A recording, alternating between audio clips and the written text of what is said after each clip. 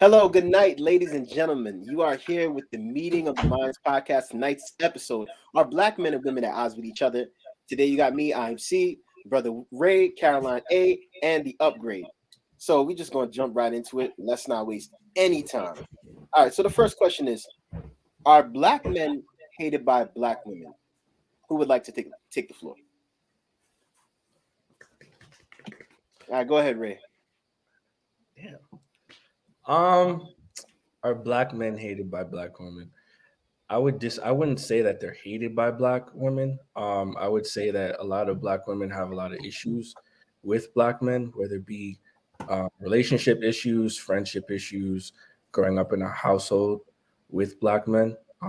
If you notice online, there's a lot of like tit for tat type of behavior when it comes to Black men and Black women. People will try and throw stats to make their points or use anecdotal evidence. I'm sorry, or just have various talking points that will prove their point of why Black men are this way or why Black women are that way. So That's a very good point. I also believe that Black men aren't hated by Black women. And make sure yeah, Black men are not hated by Black women, but there is a very popular podcast of a high yellow brother and another individual. I think you know the podcast I'm talking about, Ray, where they constantly berate Black women, and they always got white girls on their show, like prostitutes, those that engage in OnlyFans and stuff like that. And I say to myself, what's good with you? And then you got Tommy Sotomayor, who he may have some good talking points as in how to relate to each other as Black men and women, but still yet he's very disrespectful towards Black women as well. And I'm trying to understand, if you're trying to bridge the gap and bring our people together, why would you want to uh why would you want to devise a plan to separate all that? Because personally I believe that, no matter what your personal feelings are, put them aside for a moment and look at the Black woman that you have. Is she everything that you need her to be? Is she able to pick you up when you fall? It could be physically or metaphorically. What value does she hold in your life? Is this someone that you can count on? At the end of the day, is this someone that, if you are on your deathbed, can you trust her with your secrets? I know that seems a little bit extreme, but we got to really come to this point and understanding that we need each other, Like, it's 2023. I'm tired of all the podcasts that negatively talk about Black men and women. The whole point is to build, because everybody else is doing their own thing. And that's not to say that every other culture or race is not going through the same problems that we are, but it's just that we happen to put our business on Front Street. You know what I mean? Um, and I hate looking at celebrities because they're another form of embarrassment, a form of entertainment, caricatures and modern day minstrels. And people look at us and be like, oh, well, this is supposed to be the upper echelon of Black people. No, you know, um, upper echelon of Black people could be people like Dr. Rashad Ritchie, who changed his life around and went from being a gang member to going to college and getting his doctorate. For anybody that watches the Young Turks, he is often a commentator on that program. I just finished watching a program between him and a Black Trump supporter. He just broke this dude down like piece by piece. So those are individuals that I look at, or Dr. Eric Dyson. I might even throw Sister Soldier in the mix. Like, we got to understand that as a culture, as a people, respect is needed. Whether you are whether you're emotionally or romantically involved with that Black man or that Black woman. Now, I'm going to move on to my second question, or to the second question. Do Black women feel protected by Black men overall? All right, Caroline, I see you. It's like you look like you're itching to say something, so I'm gonna let you have the floor. Hey guys. Okay. I personally feel safe with Black men, but there's a trend of, it's hard to say that you feel protected and safe with Black men when You read articles about Black women losing their lives at the hands of Black men. Um, Sometimes a Black man can't take rejection, life gone. Or a Black woman is in an abusive relationship with the Black man. As soon as she decides to leave, her life is gone. Either her life, the life of her children, someone she loves, something like that. So, you tout around, love Black man, power to the Black love, all of that. And then those situations happen. And I think for some women, it makes it difficult to have that trust. Like, not to say, because I know we're talking exclusively to our community. I'm pretty obviously, common sense is that perpetrators of violence are of all cultures, race, creed, ethnicity, etc. But specifically to the Black community, I think, and then also I see posts and conversations that when a Black man loses his life at the hands of law enforcement, Black women come behind and advocate for justice and fight for justice in droves. But then sometimes it seems when the reverse happens, a Black woman loses her life at the hands of law enforcement or in custody of law enforcement, you don't get the same response. It doesn't. Again, so this is not something that I feel personally. It's just something that I'm seeing as far as conversations that I've had other people, or posts that I see, or articles I read online, or videos that I watch. So for some women, it just feels like they are doing more in terms of trying to protect Black men than Black men are doing for them. But then for me, now this is on a personal side. I've seen where situations where that mindset or statement is proven wrong. Because I've read probably in the past couple 4 5 months 2 or 3 articles about Black men who have stepped in seeing a Black woman be harassed or violated. Um, the man who steps in loses his life, and the woman goes off to wherever she going. One in particular, the guy saw a woman getting beat on. He tries to intervene. He is shot and killed, and the Black woman, gets into the car with the guy who was the perpetrator of violence against her. And so now I'm seeing posts or commentary from Black men who are like, I don't want to be with someone or associate myself with someone who would put my life at risk because she does not know how to control her emotions. So I think for some men, it's like, I would rather stay alive than to step in harm's way for somebody who may or may not value my life enough. Or like when a woman has brothers, she gets into an argument with her boyfriend or partner, she is in the wrong.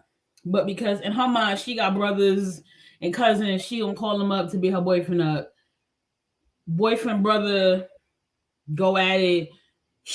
Her brother or cousin or male relative lose their life. All because she was having a moment with her feelings. So I think they try, we letting this social media back and forth take our minds somewhere else. But I think just because a few are unstable does not speak for the entirety of Black men. Like, I feel protected by my dad, I feel protected by my husband, and etc. So it's not a generalization. It's probably maybe specific to certain women. That's just some of the narratives I've seen across the board on that part. I just want to say one quick thing, and then I'm gonna make my statement. Ray is moderating tonight, so from here on out, he will be giving out the questions. But I just wanted to say that to make that clarification. And also, when you were talking about the woman that got the man in trouble, or just a situation that pops off where the woman calls her brothers, and then next thing you know, her man has to fight them, and then one of her cousins gets killed. I remember a situation that I was told years ago. I was at a particular church for a youth day, and this gospel group, the guy that leads the group, he was talking about how they had a drummer that was part of their group, and basically the guy left church for a minute. And he said, "Yo, I'm gonna come back. I just want to live my life." So one night he was at a party and he was dancing with this girl, right? She wanted, matter of fact, no. He was just chilling at the party. She wanted him to dance with her or whatever. He was like, no. She goes and tells her brothers or whoever that he raped her. The next thing you know, this man is coming out of his house on a Sunday morning. He gets shot right in front of his house because of the lie of that woman. Now that makes you think how many black women have gone around and started unnecessary situations that did not need to be, where a black man was unjustly killed by another black man, and that's sad to even think about it. As far as black women not feeling protected by black men, I believe that's also true, and I'm going to tell you why. Back in 2016, I was waiting for the bus. I just came home from Manhattan, worked a long shift, and I'm waiting for the bus. I'm on Archer Avenue, and I see this car that's speeding by mad fast, right? But I hear what sounds like a woman screaming in the car. That's how good my hearing was that night. The car, like in no less than 2 minutes later, turns back around and does a U-turn. And this woman is still screaming. She gets out of the car and she goes and she walks across the street. Now, I can see that she's frantic. Now, me, at that moment, I said to myself, like, I have a moral conscience, Do I wait for my bus, continue to wait for my bus, and just let that woman go? Or do I actually just say, you know what, I can catch another one and actually walk over there and see how she is? So I decided to go across the street. She had ran across the street. I talked to her, I asked her what happened. She said that she ended up meeting this dude online and he basically asked her out for a date. But what she did not anticipate was that after the date or following the date, he wanted to have sex with her. And so he was basically, as she was trying to, I guess, leave or vacate his car, he locked down the doors, and that's when the car came through on the street, and I heard this woman screaming. I didn't know what it was about. But yeah, so I asked her, like, do you want me to, walk you to the precinct? Because the precinct is right around the corner from like the bus depot. She was like, no, my friend is coming. I was like, listen, this is my card, take it. If you need anything, let me know, and this was a black woman. And I understand people's apprehension towards a situation like that, because God forbid that dude actually came back around, maybe something could have happened to me in the process and we both would have been dead, but I just thought to myself, like, yo, if something like that were to happen to me, or I were in a situation where I was vulnerable, I would want someone to help me or protect me. You know what I mean? So,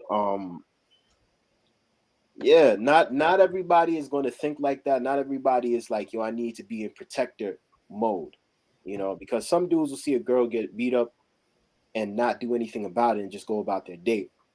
But when you, how do I put this? When you're a person that cares about people and you're always like, that's just your nature. Why would you let someone go and walk away and not see how they're doing? So that's my point. That's all I got to say on that subject. I think for some people, they can get really caught up in the media presentation of a situation or knowing something personally happening to someone. But I think the mass majority of black men actually do care about the well-being of black women.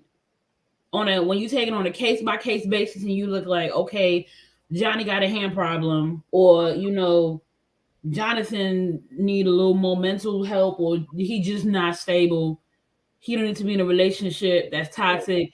That's when you're looking at it on an individual basis, or like so-and-so was in a relationship with Susan and Susan said she wanted to get out and her partner wouldn't let her, took his. I think when you look at those instances, you're like, okay, that's different. But to penalize and give the mass majority of black men such a brutally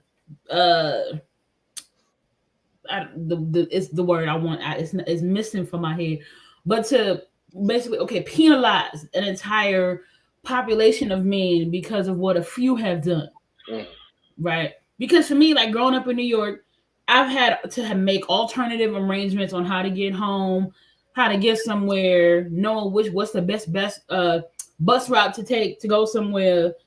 Like I didn't take a dollar cab till I was an adult, and even then I was with somebody else. I took a dollar van probably twice because I wasn't about that life. It was too much. The Q5 took too long to come, and I had to go to Linda for something, and I took it, and then trying to get back to stuff in the Archer, I was like, I'm never doing this again. But I've been followed from the bus station, walking home. I don't know how familiar you are with like Queens Village. There used to be that intersection of Springfield and Hempstead. Yep. They used to be a corner store before they put Walgreens up. Yep. And so when I first went to high school, I went to high school in the city. Oh yeah, I remember. Yeah. And that's right where the 110 bus stop is. The 110 goes straight to the E train. And after like I would go up like 6 o'clock in the morning. The delis in New York, they open all night, all day, whatever. Wow. They are there in their cars inside. They're coming outside to try to talk to you. In your head, it's like, it's early. I'm a woman. I'm a little girl. You're a grown man. Like, stop talking to me. Exactly. That's the initial reaction. And then it's just like, I just want to go to school. I don't feel safe. I'm like talking to my mom. My mom started waiting with me at the bus stop. Then I had to like alternate buses and like go different places. I've been followed home from the bus. It's just, oh my God. But does that make, and like walking on Jamaica Avenue in the Collie block, ghetto. But does that make the large majority of Black men problematic? No, it just makes those couple of guys who stand there problematic. Yeah, like even for me as a Black woman going to Manhattan on the Upper East Side, I used to get mad at them white women grabbing their purses. Ma'am, I don't want nothing in it. Wow. You got your dog. I barely like dogs. So for me to turn around and treat a Black man that way, I think me personally is problematic. But see, here's the thing, right? Go ahead, I'm gonna throw this question at Carlos in like a minute. So you said that it's okay to not demonize all Black women, right? I mean Black men, I'm sorry, right? But when you go online, you see thousands of comments of women demonizing Black men for the littlest thing. It could be, oh, he doesn't have a car, he's broke or whatever, to, oh, he essayed me. I can't say the term on YouTube. No, I said it's not okay to demonize. No, I know. I'm saying you're not saying it, but other women are, right? And you'll see the thousands of comments, right? And those people who've been in certain Facebook groups or whatever know that when you go back and forth or whatever, you end up in Facebook jail and all that, but we're not going there. So, Carlins, I'm throwing this at you, right?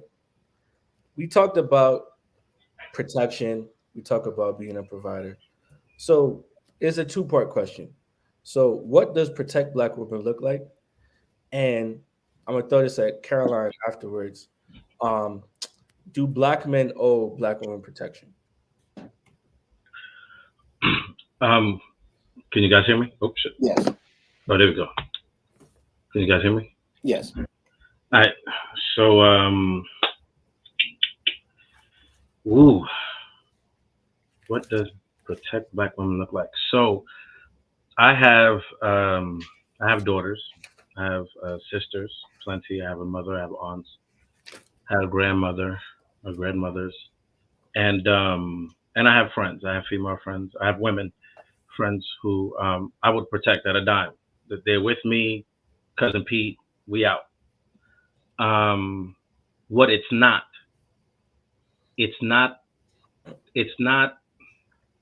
protecting women in their foolishness. What does that mean? There was a father who was driving with his son down the street, and as he was driving, he saw two Black women fighting. He decided to stop because he saw these two Black women fighting. As he stopped, he went to go and stop the fight. Cops came, and he ended up getting shot and killed. Not once did you hear on the news that the Black women said, "Oh my God, I'm sorry for What happened to the father? No.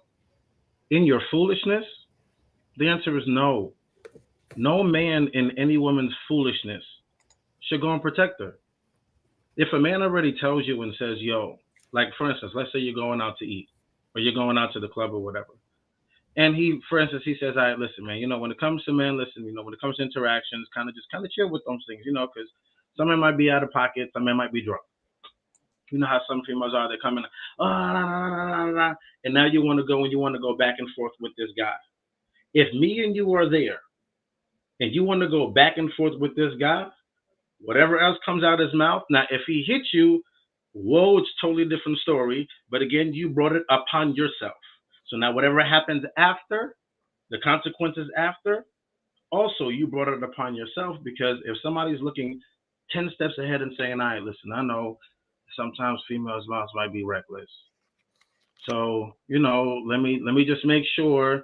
And you got to tell them beforehand, hey, listen, I know sometimes when you get drunk, when things go left, that's a different story. I teach my daughters from jump, keep your hands to yourself. I teach all the boys around them, keep your hands to yourself. Let my daughters know if any boy hits you, hey, you might punch him back, but just know, if you want to hit a boy like you a boy, he is going to knock you out like you a boy. He's not gonna try to stop and feel the force unless his mama done told him, oh, don't hit girls. But how many girls have to sit there and abuse boys and men? I had a little boy one time, literally, he's getting off the bus. As he's getting off the bus, a little girl literally did the 300. This is Sparta. Kick him in the back, book bag. This kid flew off the bus, scraped his whole face. Kid is in 4th grade. You know what he was taught? You know what he was told by other? Don't fight the girl, don't fight. The mother came, she had 1 girl, 4 boys. She was livid. What are you supposed to say to that? So at the end of the day, it's like, yes, do we protect women? Yes, we do.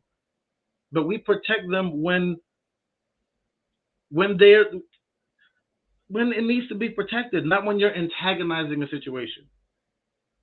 That's a whole nother situation. And I think that's the issue where people want to kind of mix the lines up and say, oh, you got to protect women at all costs. No, not when you're in your foolishness.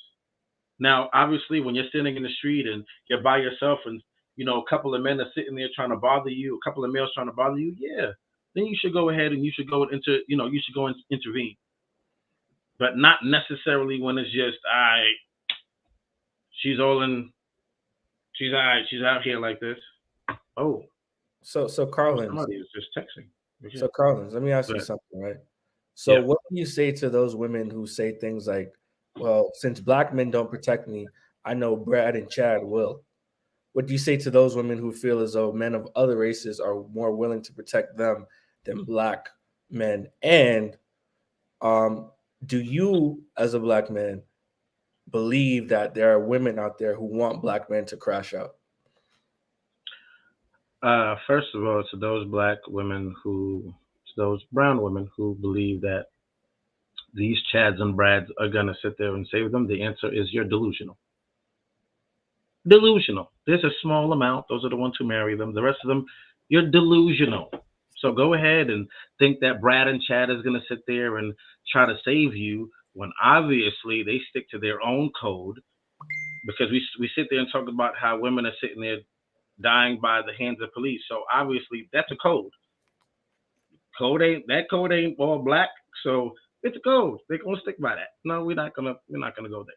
Now, do other groups want to sit there and see us burnt out? The answer is yes, of course. Everybody does.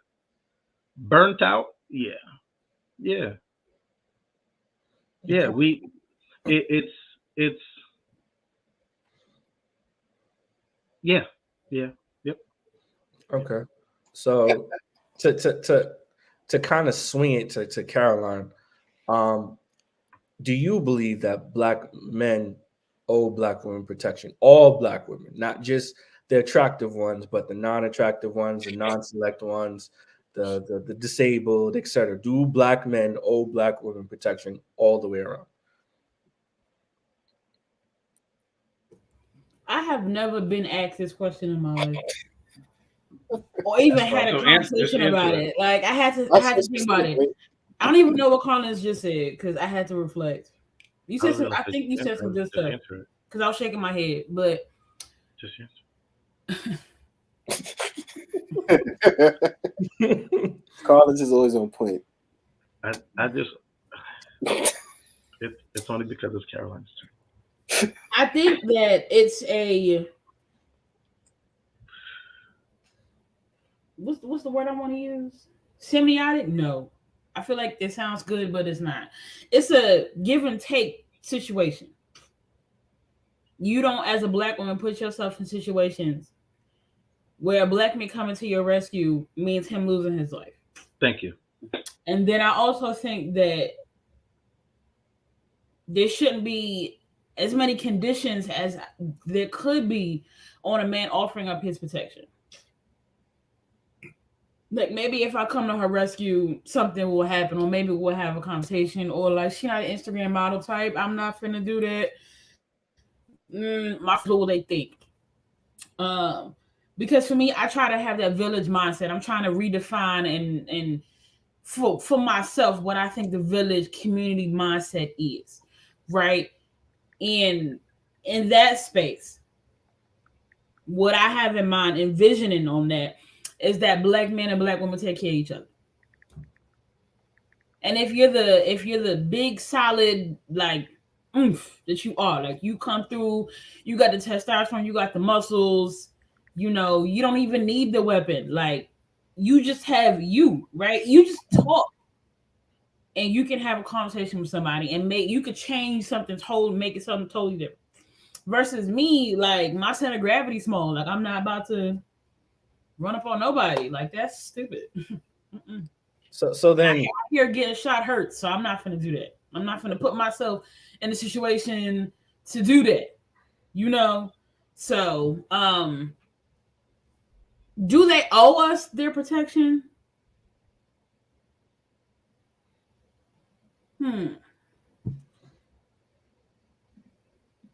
If I were to say yes, it's like, what are you doing to take care of that? Because if you say somebody owes you that, what are you doing? What's the exchange? Facts. Yeah. Like for me in my relationship, I'm looking back and people like we was talking before we came on that couple, Blueface and The Rock. What they name? The Rock. Krishan Rock. Krishan and Who got a teeth? gentleman. Sorry. Rock. When I think about even your interpersonal relationships, I've never put my hand on my husband. Out of anger. I'm the type of person when I laugh, I'm gonna tap you. But like out of anger, I've never struck him. I've never I mean, when I was a teenager, I thought it was funny to put my hands on men, on boys. Nah.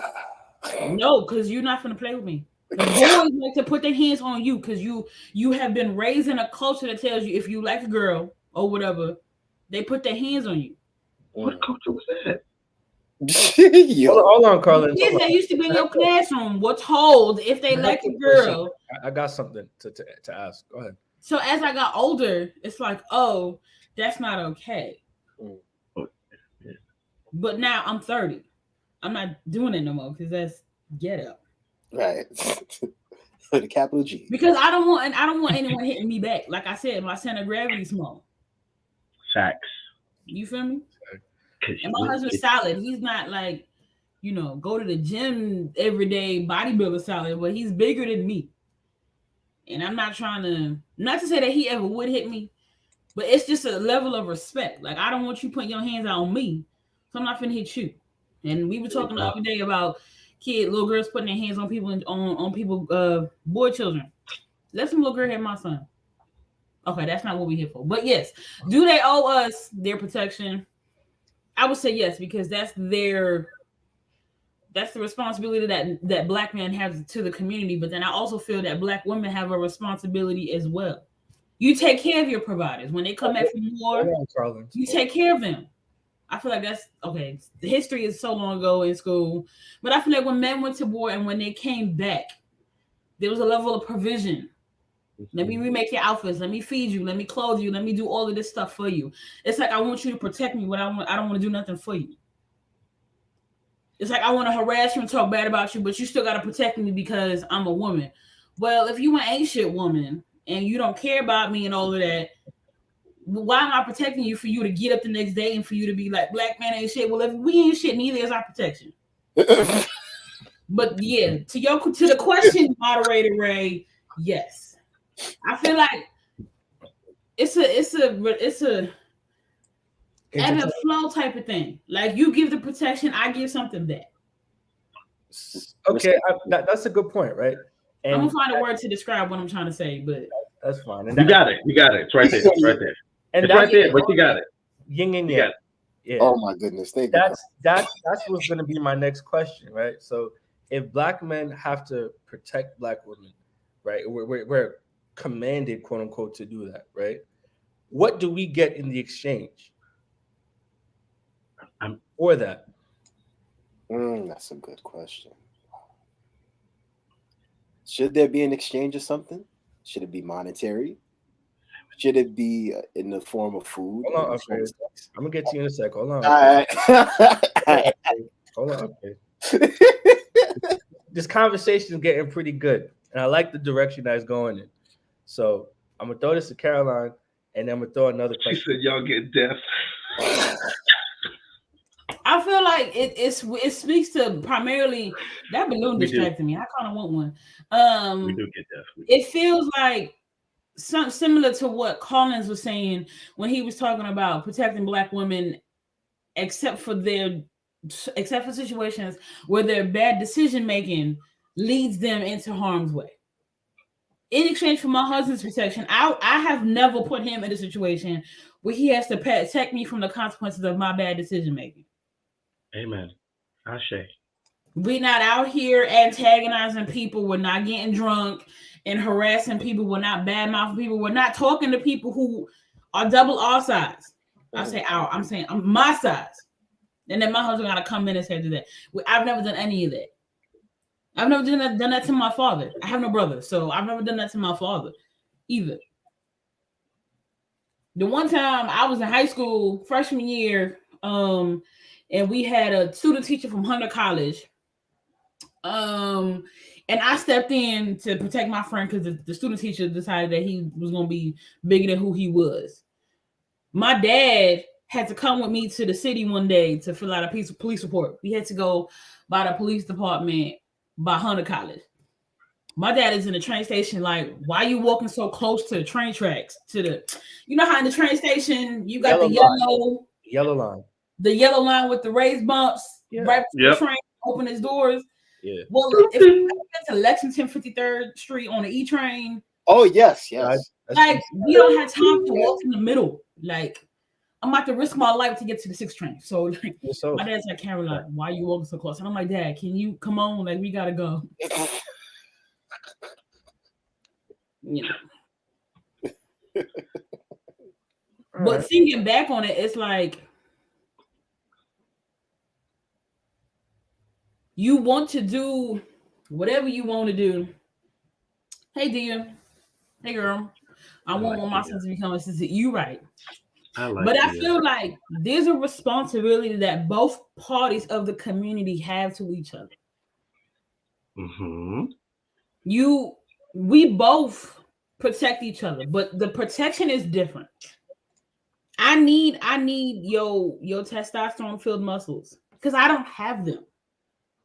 Mm-hmm. I can go to everybody's gym. I will never have them. So what you gonna do to maintain them? Number one, I'm finna make better decisions. I'm gonna get I don't need it, but when I was young, I didn't really have a handle on my emotions. Now that I'm older, I see how important it is to handle and manage your emotions. It's very important. And then if there's ever a need be, I'm gonna be behind him. Like, what's up? What's the problem? But if you don't have the upper strength, what do you give him in order for him to have that strength that you don't have? You right, D. I don't got the upper body strength neither. I mean, if we're gonna be honest though, there Hit a are bullet. Hit a bullet. women who say, they're strong and independent and don't need nobody. So, take that strength that you have, the muscles, the Popeyes muscles, Go ahead and do you.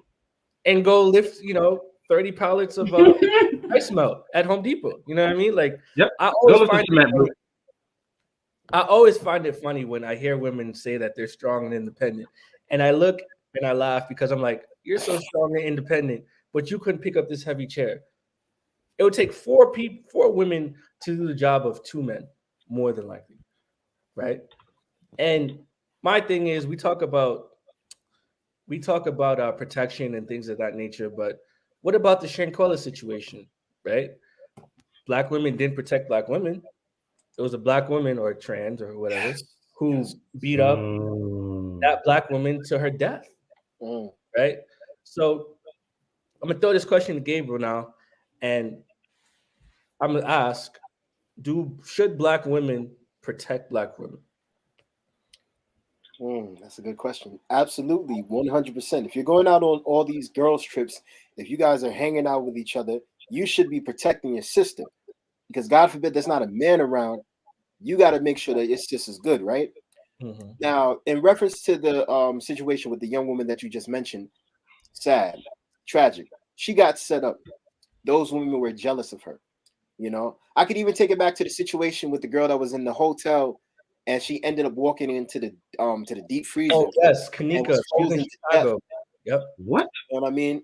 That was 10 years ago. Somebody walked into a deep freezer. I forgot. Oh, I remember. Got it. I remember that.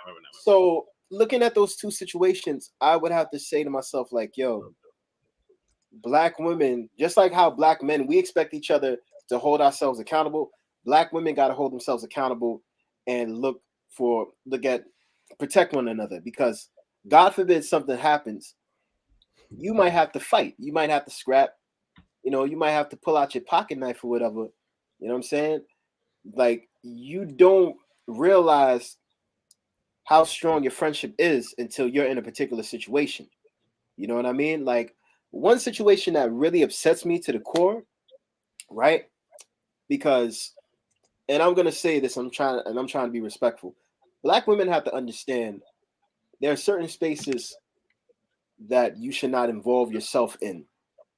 The woman that died at the sleepover with a whole bunch of other white women around her, and then this woman ends up on the ground with a concussion, dead. You mean to tell me that nobody knows what the hell happened in that situation? That was a danger zone for her to even be around those other women. I'm looking at the picture, and it looks like they're having a good time, but it's like, yo, somebody said, yo, this person's husband killed her, and this will happen. So you're telling me that this woman was so drunk, she was so drunk that she fell over that railing and busted her head open? This doesn't make any sense. And if it happened at a black sleepover, I will be even more appalled. Let me say something. There's supposed to be this thing of sisterhood with women. You know what I mean? You hear Oprah talk about it. You hear all these other women talk about it. You got a show called, I think it's Sister Circle on TV One. Y'all talk about love and camaraderie and being there for one another and support and all these other things. But are you really in that time of need? Are you willing to give support? Are you willing to throw down and be like, yo, I got your back no matter what? A lot of women can't say that.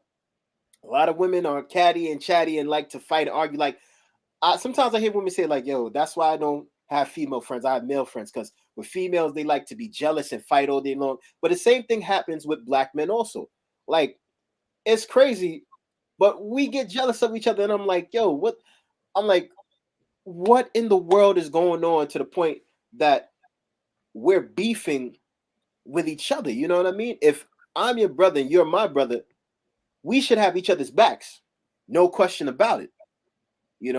But you find out when you are in a tough situation and when you're in the heat of battle, who really has your back? Who's there for you? You know what I'm saying? Like, God forbid you're in a board meeting and a fight breaks out. You know what I'm saying? God forbid, I'm just saying, God forbid a fight breaks out and somebody just decides to punch you in your face, are your boys gonna have your back? Is somebody gonna be willing to be there for you, or are they gonna let you just get stomped out? You know what I mean? Like, we got to realize at some point that as men, we have to be willing to build each other up. It can't be this thing like, yo, I'm against you and you're against me. Like, we're supposed to be about spiritual upliftment. You know, we always talk about how the black man is supposed to be this great provider, and also how we you know, we're great at mathematics and science. Like, we're supposed to envelop all of the teachings of, you know, people like Martin Luther King or Malcolm X, or even, you know, Louis Farrakhan, you know what I mean? But are we the embodiment of these men of yesteryear and today? What how do I put this? What tactics or pieces of information that we've taken from them that can help us to become better men? You know what I mean? The Million Man March happened in 1995, but was there any change? And this was facilitated by a brother from the Nation of Islam. And still, after that conversation and the March on Washington and all these different things, was there any change that took place? But to get back to my original point, yes, black women need to hold each other accountable, and also black women need to have each other's backs. It should not be any other way. You know what I mean? Like, and let's keep things clear. You can have a friend that's white. You can have a friend that's Korean. You can have a friend that's any other color in the world. But when stuff goes down, are they willing to have your back, or is that race thing going to come into play when they feel like, you know what, this is not my fight? If it's not your fight, why are you even here with me? You know that just by us being friends, already people have preconceived notions about who we are and what we are. But we know that we're good. Like, I'm gonna keep it real. Like, I grew up in a neighborhood where predominantly you only see blacks and Hispanics. You know what I mean? And the only time you probably see a Chinese person is when you go to the store to order, you know, chicken and broccoli or whatever. You know. But as I got older and I, you know, went to junior high, high school, you start seeing I see people from India, you know, Pakistan, Afghanistan. So you start seeing other cultures and colors and races, right? See, you start to see different people, but you also realize that there was a divide, you know. And I remember after September 11th, nobody wanted to sit next to anybody. Everybody was just divided. Like, yo, I'm gonna stick with my people, you stick with your people. And even in the face of oppression, even in the face of being judged for something that you didn't do, but yet being classified as a general whole because of something that somebody else did, it's still not fair. Like, for those people, there should have been somebody to have their backs. You know what I mean? That should have been the one time to unify everyone, you know. But my main point is that, you know, like, if you are white or black, like, let me tell you something. I'm gonna have my brother's back no matter what, you know. And if you're my friend and you're being discriminated against because of your religion or the way you choose to live your life, I'm still gonna have your back. The whole word, like, brother, is somewhat of a colloquial term. That's what I would call it. You know what I'm saying? But if you don't take it seriously, you shouldn't be calling yourself brother. You shouldn't call anybody else brother. We have to understand these terms of brother and sister are terms of endearment. But if we don't mean it and we don't understand what comes with those terms and the definition behind what is a brother or what is a sister, we are truly lost. If black women don't have each other's backs, what's the world coming to? If black men don't have each other's backs, what is the world coming to? Everybody's outside always trying to criticize us and say, yo, look at these people. Look at how they act. Look at how they walk. But that is a mass generalization that needs to stop. And it doesn't mean that every black person thinks this exact same way. And we have to stop that. But yeah, to answer your question and to wrap it up, yeah, black women need to look after one another, you know, because if you don't, who will? There's nobody else that's going to be willing to have your back. If your sisters are supposed to be your sisters, then that should be your ride or die from day one. You know, that's how I feel about it. Go ahead, Caroline. Real quick, on the topic of do black women protect black women, I remember myself in college. Like, I was the type person, let me hold your purse, let me watch you drink while you dance, so that when you come back, nothing happened to it, right? I couldn't drive at the time when I first went to college, but I was just like, let's make sure the designated driver stay cool, you know, stay away from everybody. Let's, you know, I was like the smallest one out of my friends, but all the dudes, I was like, stay away from my friend. Don't do that, right? My first encounter was like really so close. So coming up, like you growing up like in Pathfinders and like youth events, it's like you like, okay, you know, bus etiquette, right? Like field trip etiquette, like you go on the bus, you know, this be the upgrade from your days of, you know, yesteryear. You go on the bus, you sit next to your partner. When you come off the bus and come back on, are you sitting next to the person you were sitting next to when you first got here? So lessons like that really ingrained in my head growing up. But when I became an adult, it was like, did we come here together? Let's make sure we leave here together. I remember being 15 in Australia. The drinking laws in Australia are much different. Old girl was my roommate for the night. I went on a group trip. She decided she wanted to go do whatever she was doing. In my head, it was like, let me go check on her because you the person for the night. Like if when the people come in the morning to check on us and you're not here, they're gonna be like, Caroline, what's up? I found where she was at. Ma'am, you're not finna come. Oh, you not? Oh, good night. In the morning, everybody just when she finally came back to the room, it was like, Caroline, you're not finna help her. Old girl and the toilet was going together. No, I'm not. This movie looked real interesting. I am not. I made sure she got back and she here. Now she got to deal with the consequences of her actions. For me, protecting another black woman is getting her out of danger, but not you're not about to avoid the consequences of your actions, right? Like I'm not leaving you in the club by yourself. I always got a battery pack on me to make sure everybody's phone stay. You know, I got my charger. Let's keep everybody's phone alive. Let me make sure I have all your numbers, all of that, right? But then at the end of the day, like if you put yourself in a situation, I'm gonna try my best to get you out of it, but you still gonna have to face like reality, right? We're gonna have a conversation, right? If I see that you got too drunk at the club, I'm making my business to make sure you make it home, right? But when you sober up, it's gonna be like, man, you either need to eat, drink more water, stay from liquor, or you're just gonna have to skip the club next couple weekends. You have to find alternatives for fun. We need to go to the roller skating rink, brunch, late night pancakes. Yeah, I am the mommy group. I be wanting to let loose, but then I'm like, this the responsibility is too heavy for somebody else. I can't. Psych. But at like getting older, all of our jobs like camp counselor and like youth group leader. So that protection go a long way. But then I've had to learn to like step back, right? Because you don't want to overprotect somebody, coddle them, and stunt their ability to make decisions for themselves. Right? You need to. I can bring you to the water, but I can't make you drink. But then again, you gotta find the water when you're thirsty, just in case I'm not here. Right? You gotta know because my mom drilled it in my head when you're going out. This is before Uber and all of that. Make sure I have not lived in New York in years, but somehow I always got a Metro card on me with money on it. I got cash on me. I ain't gonna lie, I got one too when I'm in Georgia. You never know when you're gonna need a cab. Now it's like Uber and all of that, but back in the day, it was like quarters just in case. Yep. You gotta hold your keys out, you know. But I think when I'm about to be done, when people talk about something, I think Dia mentioned something about conditions. I wasn't too sure because it was just one word. But sometimes I feel that when in terms of like protecting black women, woman on woman, it's conditional.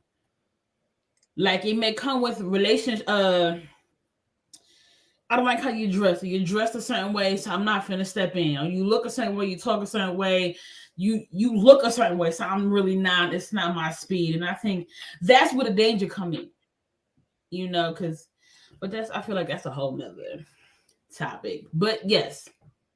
You can protect somebody, you know, woman to woman, but then at what point are you going to be capable of making your own decisions and understand that there's a fallout from that decision-making process? I hope that makes sense. Gotcha. Go ahead, Edgar. Thorough. I actually Are like we what you agreeing said, tonight, Caroline. Carlins? Are we okay? No. You said what? I said, No, are we you want, agreeing you tonight? want the drama. That's what it sounds like. You want the drama. What's the drama?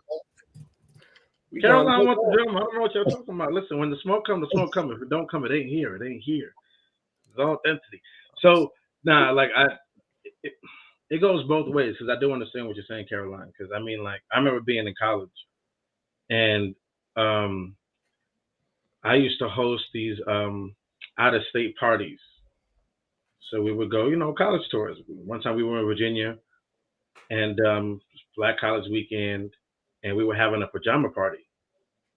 And everybody in there, we lit. Everybody's drunk. At that time, I ain't smoked, so everybody's just drunk. And this one girl got extra drunk. Now, mind you, her friends are with her. She came on the trip with her friends. Sad reality is, her friends was about to let her walk out the room with dudes who was about to literally take advantage of her.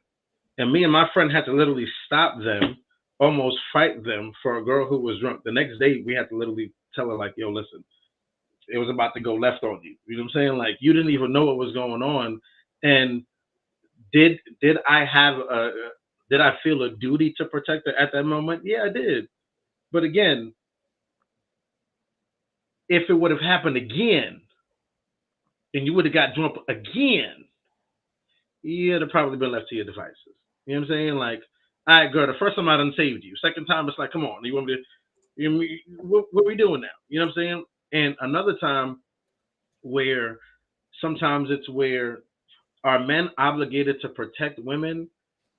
Again, I don't do the foolishness thing. Why? Because, again, I was in college and I was the governor of social affairs. I was the one who was doing all the parties. One of my parties got canceled. It was one of the best parties. It was about to be lit. It was about to be. And so what ended up happening was, yeah, I wasn't here for that night. Let me tell you about this night.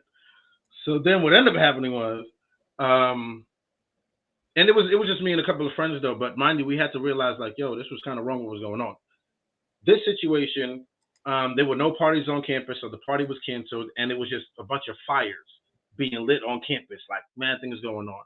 So we're about to go to a trip. We're about to go to a paintball party. I mean, we're about to go to a paintball party. Okay, so I was making these trips.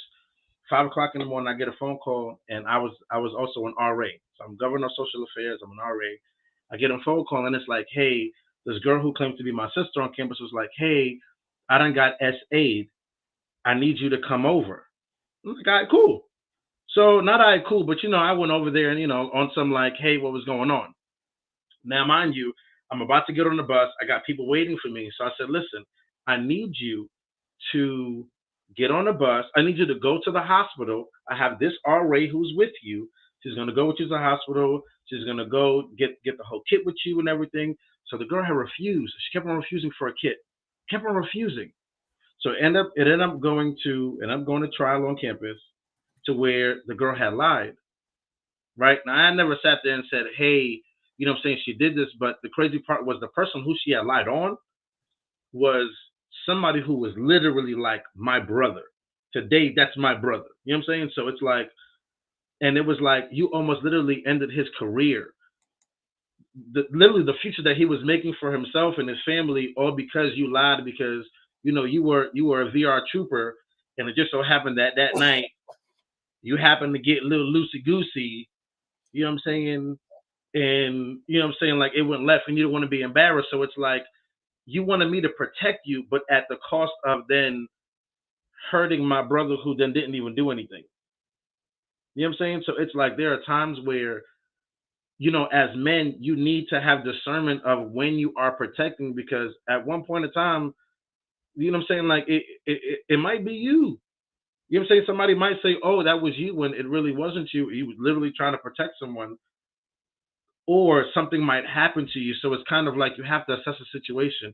Don't put yourself in situations where you literally, somebody can sit there and be like, yeah, he was right there and X has happened, because I'm telling you, things happen. Things happen to people. Things happen. And a lot of times, unfortunately, we want to we want to protect. Like, I'm not gonna lie, the only females that I'm obligated to protect, first and foremost, my daughters. First and foremost, they can't even protect themselves. Then goes my sisters. No, my mom. Then goes my sisters. Then goes my aunts and my, all of them. Any woman who is with me as far as in a relationship, you got that.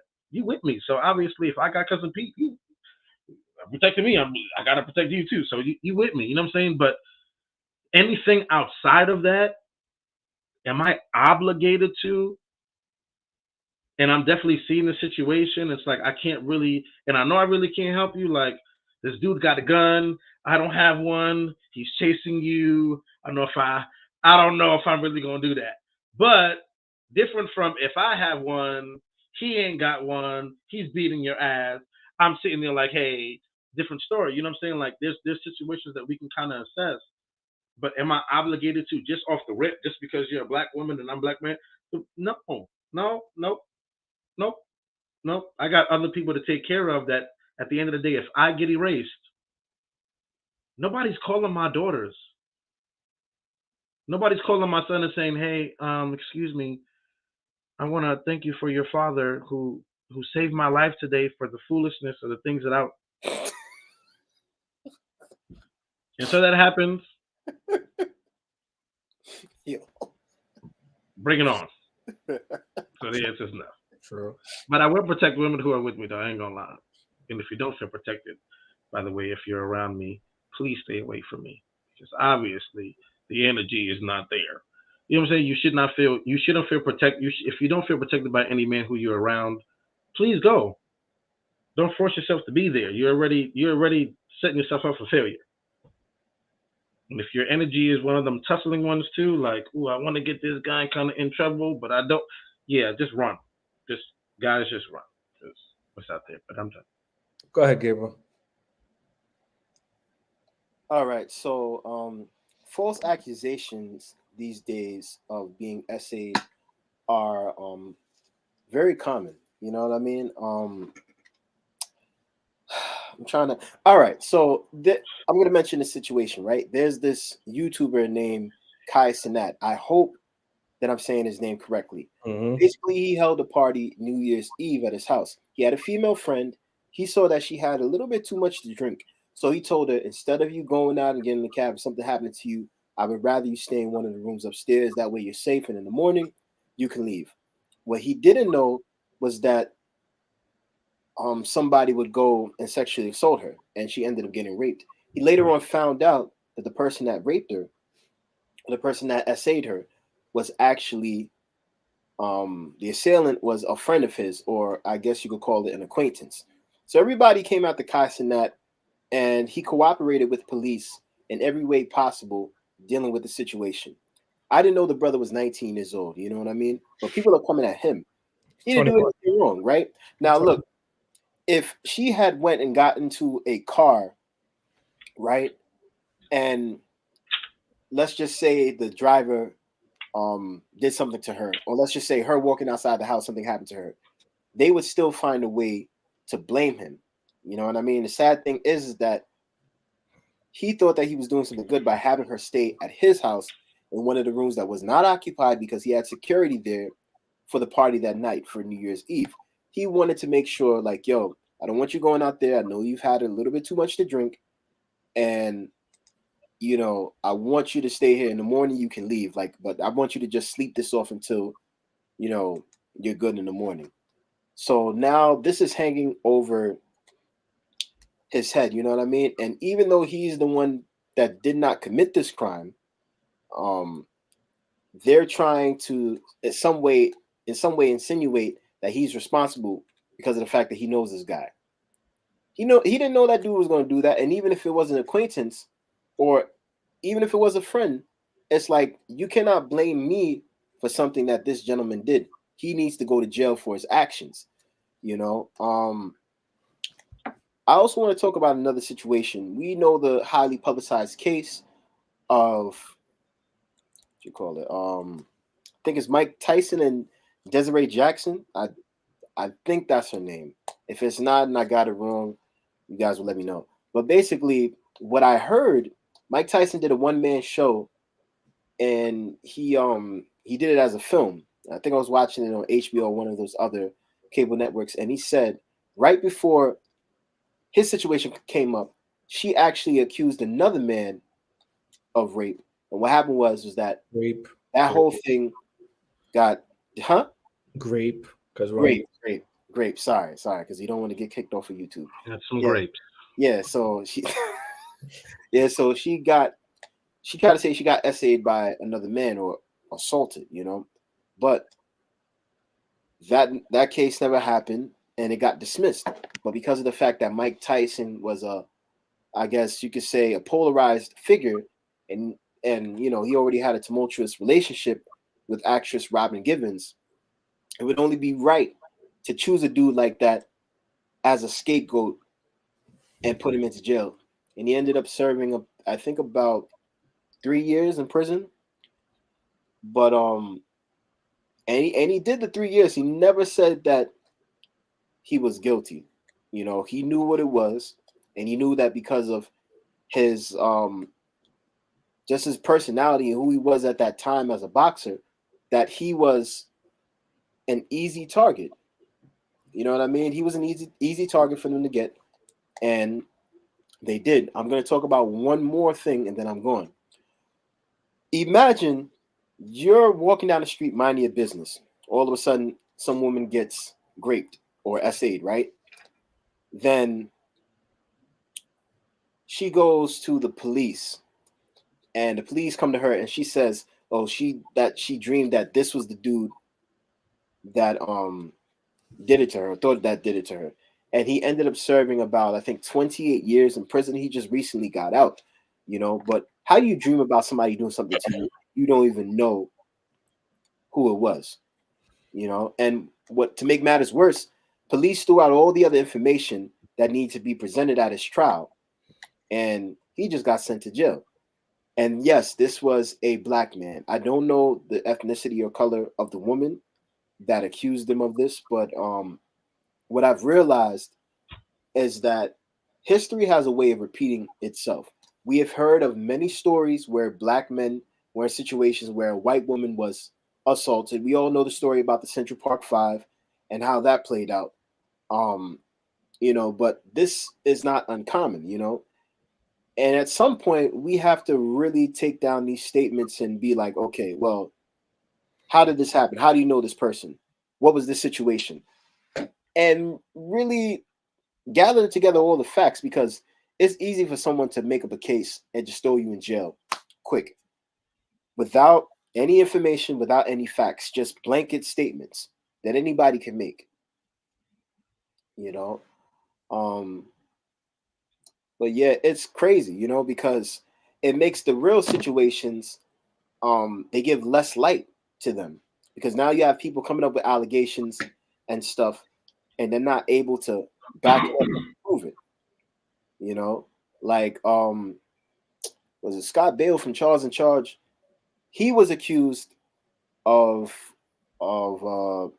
rape, like I think about 5 or 6 years ago, but nothing ever went to trial. These people went and they did a press conference. Like, two of the people from the cast went, and the other dude was like, "Yo, he called me the F word and told me to get off his lap." And the F word, you guys know the type that I'm talking about, not the regular one, the what I'm saying, the one that means gay or whatever.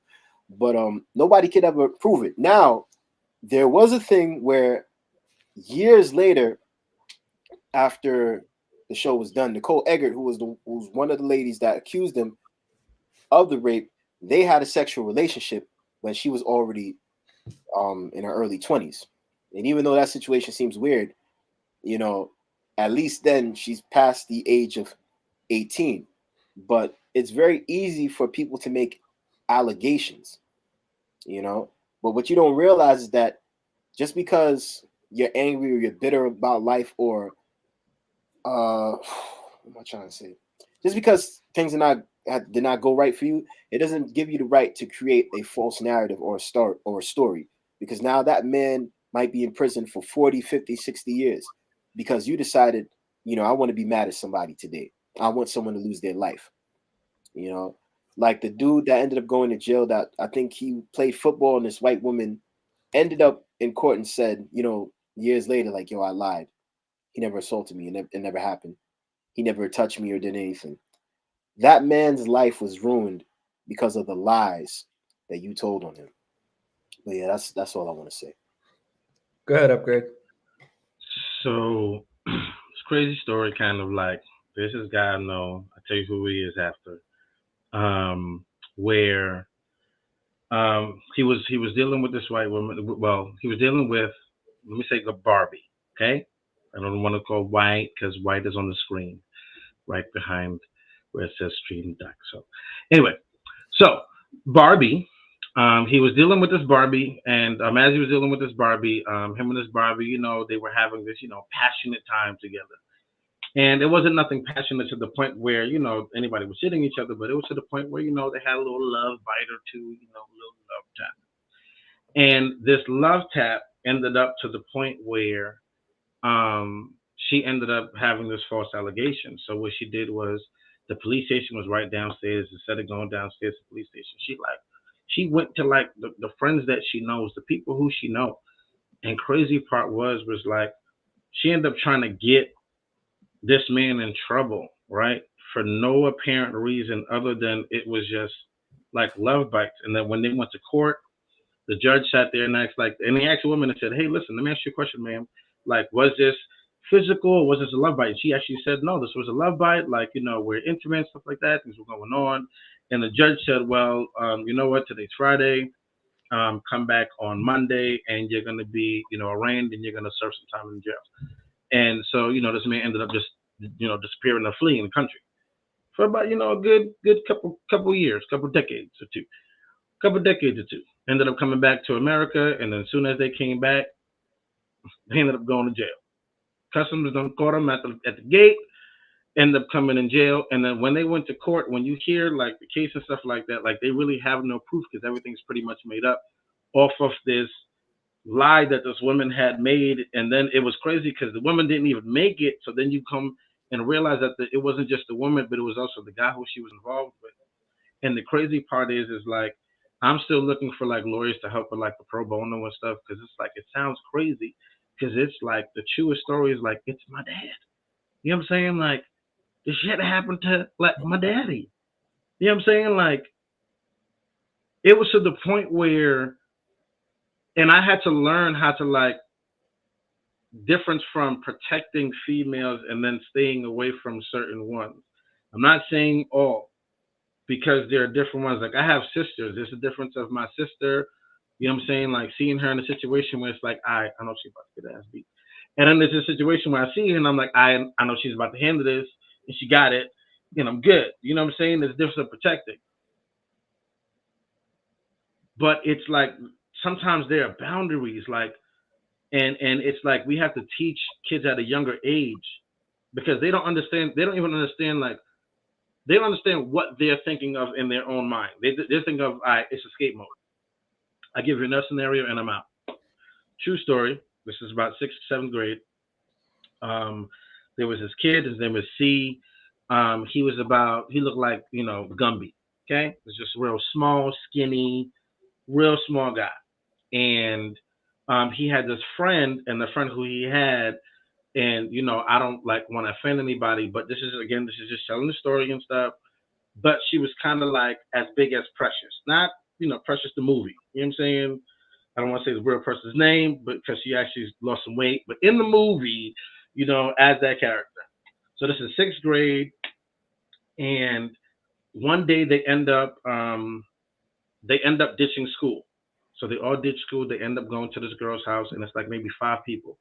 And so the mother doesn't know, the grandmother doesn't know that they're in the house. So every time they hear the door, what do people do? What is everybody going to do in the house? They're going to go, they hide. So everybody's hiding, everybody's jumping everywhere, but the girl keeps on jumping in and out of the fire escape because pretty much that's the only place that you can kind of hide in the house that she lives in.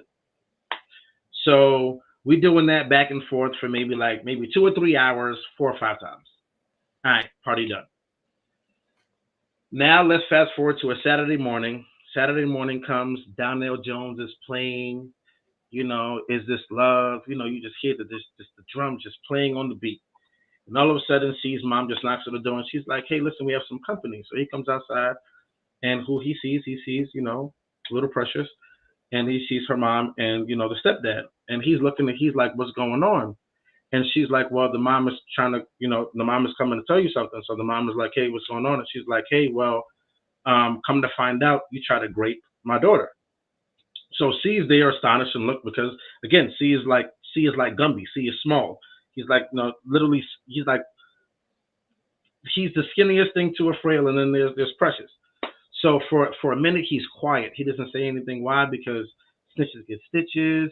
He doesn't want to say anything. You know what I'm saying? He's sitting there thinking, all right, let me protect this girl. But in his mind, he doesn't know why she's doing this thing. All he can do is react on the mother sitting there saying, I'm going to go downstairs to the police station, and the police station is literally outside of the building and go to the next building. So it's not like, all right, I got to get in my car and I got to drive a couple miles. No, I got to fight you down the stairs or out the elevator if you get out this door. So I'm sitting there thinking, C is sitting there thinking for a while, and I C is sitting there thinking out of nowhere he comes in, he says, listen, let me tell you what really happened. So C goes and says, listen, let me tell you the whole situation. We were in your house. We cut school. Let me tell you how the house looked. You got a black little leather sofa. The 3-chair is right in front of the fire escape. We were like, you have this little Chinese ottoman with the black and the gold. And so as he started describing, the mother was like, how does this person know how my house looked? Because, how does this person know? So then the girl had to then come and say, it's because he's right. He was, everybody was in the house. And so she had marks on her legs, but it was congruent with hopping in and out of the fire escape because she was real light skinned. Just again, baby Precious. And so right there, kind of C knew, like, you know what? Let me make sure I get consent from these females, because then protecting these females sometimes, well, they'll put you in a situation that you don't even know that you're in. And unless you're literally thinking in thought, you're like, nah, you know what? Yeah, I did it. Or, you might not even say something because you might be scared. And C could have went to jail. You know what I'm saying? Like, there are a lot of kids, or there are a lot of boys who sit there and literally don't say, oh my God, is that Jakeem? I'm sorry, y'all. But anyway, but yeah, so in situations like, yeah, I don't understand.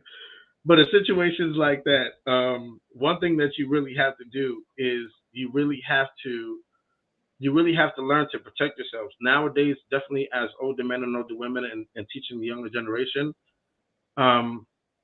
teach them to understand discernment, like who's coming around, who's sitting there coming to protect you. Like you can get some sense off if somebody's sitting there really trying to do something crazy.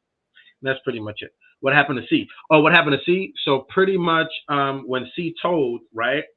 C pretty much said, pretty much C is me. So I pretty much said, listen, I didn't do this. I said, yo, her mom started crying. Oh my God, I can't believe you lied on him. You can't even get. So I'm sitting there, my mother started crying because she's sitting there. At first she believed that I did this. And I'm like, Mom, how can me, skinny, this? So she's sitting there and she's not getting it because she's wrapped in the situation. She's just wrapped in the situation. Mind you, the boyfriend, my mother's boyfriend at the time, he's sitting there looking like this whole situation is dumb, because he knows, he's looking at me like, this is not Carlos. Like this is not him. You know what I'm saying? Like it came to the point that now, like I'm at the point that now, I was in college. Like I had a girlfriend who was drunk. She came to the room. I was like, nope, we ain't having no sex. She ran down the hallway crying, screaming, oh my God, Carlos is the one taking me. I said, you know why? Because I don't want you coming back later on talking about, oh, something happened and I didn't know. No, boo-boo. You're going to love me tomorrow. You're going to love me when you sober up. Don't worry about it. You look stupid running down the hallway, but I'm telling you, you're going to love me tomorrow. All right. But Brother C, he's right here. Look, Brother C, he's right here. You know what I'm saying? He's chilling. He's learned from the many mistakes that he's went through, and unfortunately, Daddy went through. But any lawyers out there who want to help with my daddy, please hit me up. But besides that, like, no, for real, like, it's crazy to the point where I have to get consent, because it becomes where you want to protect, and you kind of see what some women have gone through, so you're trying to protect, but then in essence, it turns around and backfires, where it's like, oh, well, he tried to do X, Y, and Z, he was too nice. Yeah, maybe the dudes who were ugly, maybe those dudes are the dudes that you didn't like, but if he was a dude who looked good, he getting the biscuits. I'm gonna move on. All right. So yes, I did make it.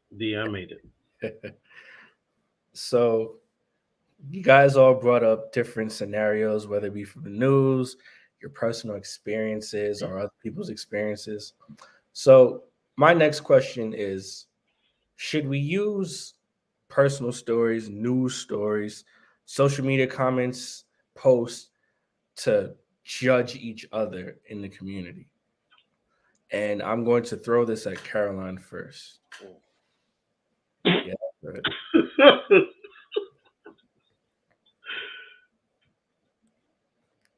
Take your time, Bishop. Should we use personal story? Oh! We get a special guest in the building. Trini in the building. He just like slid in, like, hey, salute. Oh, Yes, okay. my brother. Yes. What's going on, yo? Long time no see. Yes, sir. Should yes, we sir. use social media, personal anecdotes, and news articles to judge other people? No, to judge the community. Judge the community. No. But okay, because people like to say social media not real. People, if it's a pattern, I pay attention to how people treat me, how people talk about certain things on social media. Am I going to use it to judge you? No, but I'm going to use it to be like, I see where your mind is at. Isn't that judging though? No. How is that not judging? Because judging, I feel like you're making a conclusive decision about somebody that's like overreaching. I know, like. But isn't that part of vetting though? Like, shouldn't you vet the person that you're speaking to, whether it be in a relationship or friendship? People post craziness on Facebook. I mean, on yes. social media. Yes, people. I be trying to figure out, do y'all jobs not see this? What is happening? I mean, there are people that have. But to judge the community, no. I think it's on the individual basis. But to some people out here talking about social media is not real. Social media real.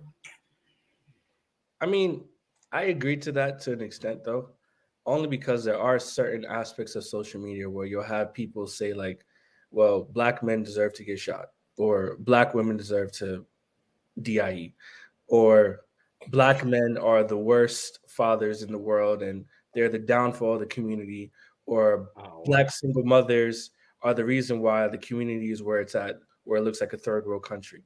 So you'll have these people that say all these egregious things about each other, right? And you're saying that we shouldn't judge people off of those statements. You asked me if we should utilize those things to judge the community, and I said no. Right. But I'm saying we have those aspects of people within the community, even though some people say there is no black community. Right. My thing is, we do here's my thing, right? We judge each other in the community, but we give respect to non-black people all the time, right? Whether it be how their communities look, their education system, their churches, the things that they're doing constantly. You'll have some women that say, well, at least in the non-black community, I can walk around naked and have nobody assault me. You'll have those women that say stuff like that.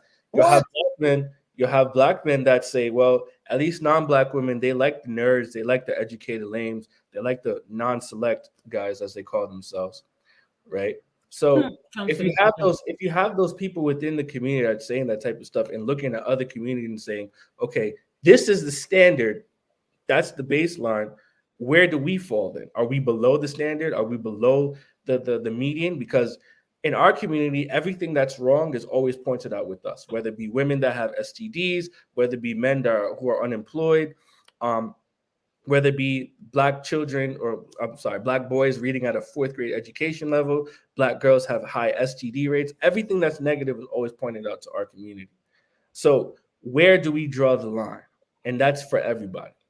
But I'm gonna give some of the things we are experiencing is as a result of systems in place that are bigger than and out of our control, right?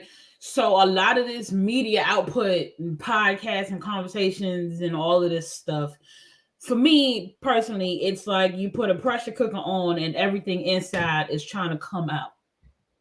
We out here trying to have rich folk conversations. It don't apply to us. Okay. I look at my news feed, all of the white girls I went to school with, they're not having these conversations at all. These girls is going to school, having their 3-4 babies with their husbands and living life and posting pictures of their puppies. They're not having, and people try to talk about how they're not having these conversations. We keep having these conversations. I'm trying to figure out, like, and whenever I post, like, let's talk about, like, how do we achieve generational wealth, or like how do we break some of these generational issues we're dealing with? What are some barriers to therapy? Like, I can't get an answer, but let me post something or ask a question about, like, Black men, do you think Black women don't suck dick? And my whole comment section will be going on. Okay, Black women, do you think guys don't know how to do this? And do you think that Black men don't know how to get y'all orgasms? And the comment section be going off because we love drama, we love all of it. And I'm starting to realize that, like, see, being on all these podcast spaces, I'm like, let me do my research, let me watch these videos, let me listen to these podcasts. And I'm starting to see that, like, you indulge in so much of this content, it's toxic. It's not healthy. Because these aren't even that's if this is all you're talking about, and this is all the content you're trying to put out, like, that's all we out here doing. We not out here starting businesses, building communities. We're not doing any of that. I'm watching YouTube and we got people out here living in their RVs and, like, trying to figure out the best campgrounds to go to and tiny houses. I said I had to switch it up because it's not productive. It's not healthy. We're not going anywhere. It's almost like we're obsessed. But see, the thing is, what I want people to understand and step back and look at is that you keep us distracted. See, society understands how powerful Black people can be. If we got our asses out the mud and, like, work together. This is not just, a 2023 problem. We've been divided for years. It didn't start, with the crack epidemic and war on drugs and the introduction of welfare after the Great Depression and, all the articles that the upgrade likes to drop because, he's just bombed with the resources. It didn't start there. It's been going on for years. This is just a modern day effect. This is how it looks now. You need Black men. You need men, okay? You need, even if you want to have a baby by yourself, you want to be a single mother by choice, you got to go to somebody's sperm bank where men have to walk through the door. Stupid. If a man wants a baby, he got to go find a womb that has in a woman to have a baby. He needs an egg.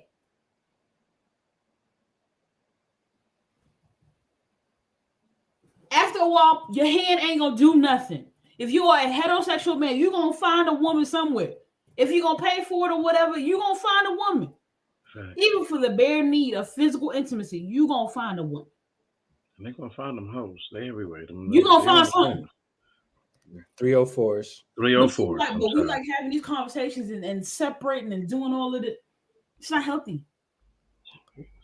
But see, society wants to help other folk prosper and grow, while we continue to degrade and fight amongst ourselves. You can't build in a community where everybody's at each other's neck. That's not working. The money from the rich Black folk don't come back to the poor folk, and they afraid to go back to the hood where they came from. I got folk on Instagram. This dude is 31 years old. He don't wear no other color but blue. His Instagram is blue.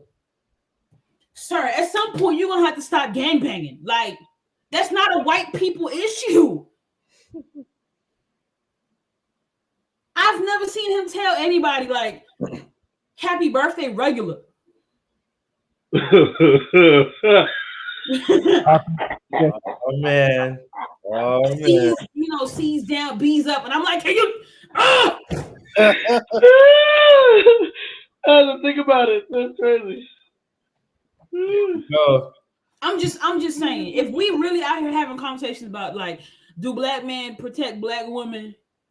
But at the end of the day, we still underpaid, underemployed, undereducated.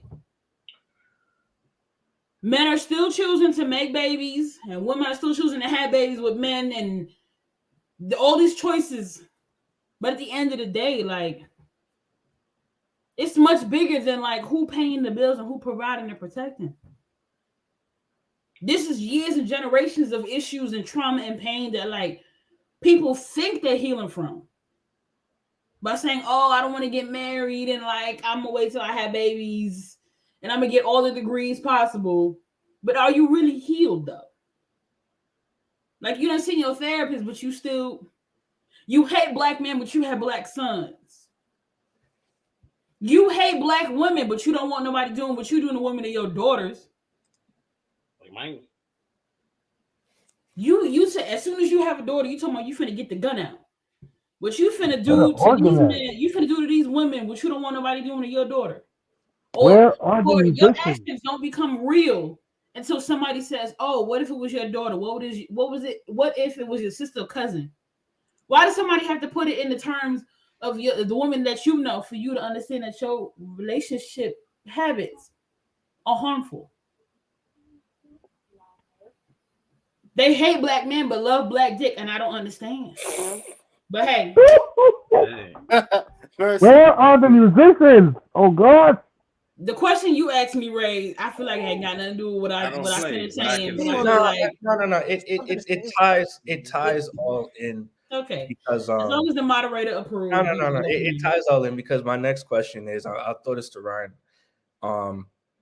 Can you blame certain black people for wanting to leave the community? Right? Because you said that we're technically responsible for what happens to our community, but you said there are also forces that cause the community to go down. But my thing is, and before I let Ryan answer, my thing is, where does our responsibility come in? Because it's not really the white people that are doing all this stuff to us now. It's us doing it to us, right? We always talk about, slavery and white supremacy and all this other stuff, right? I get it. That's a part of all it.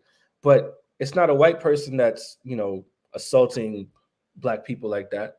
Black women like to use this stat where it says every 5 hours a black woman is killed by a black man.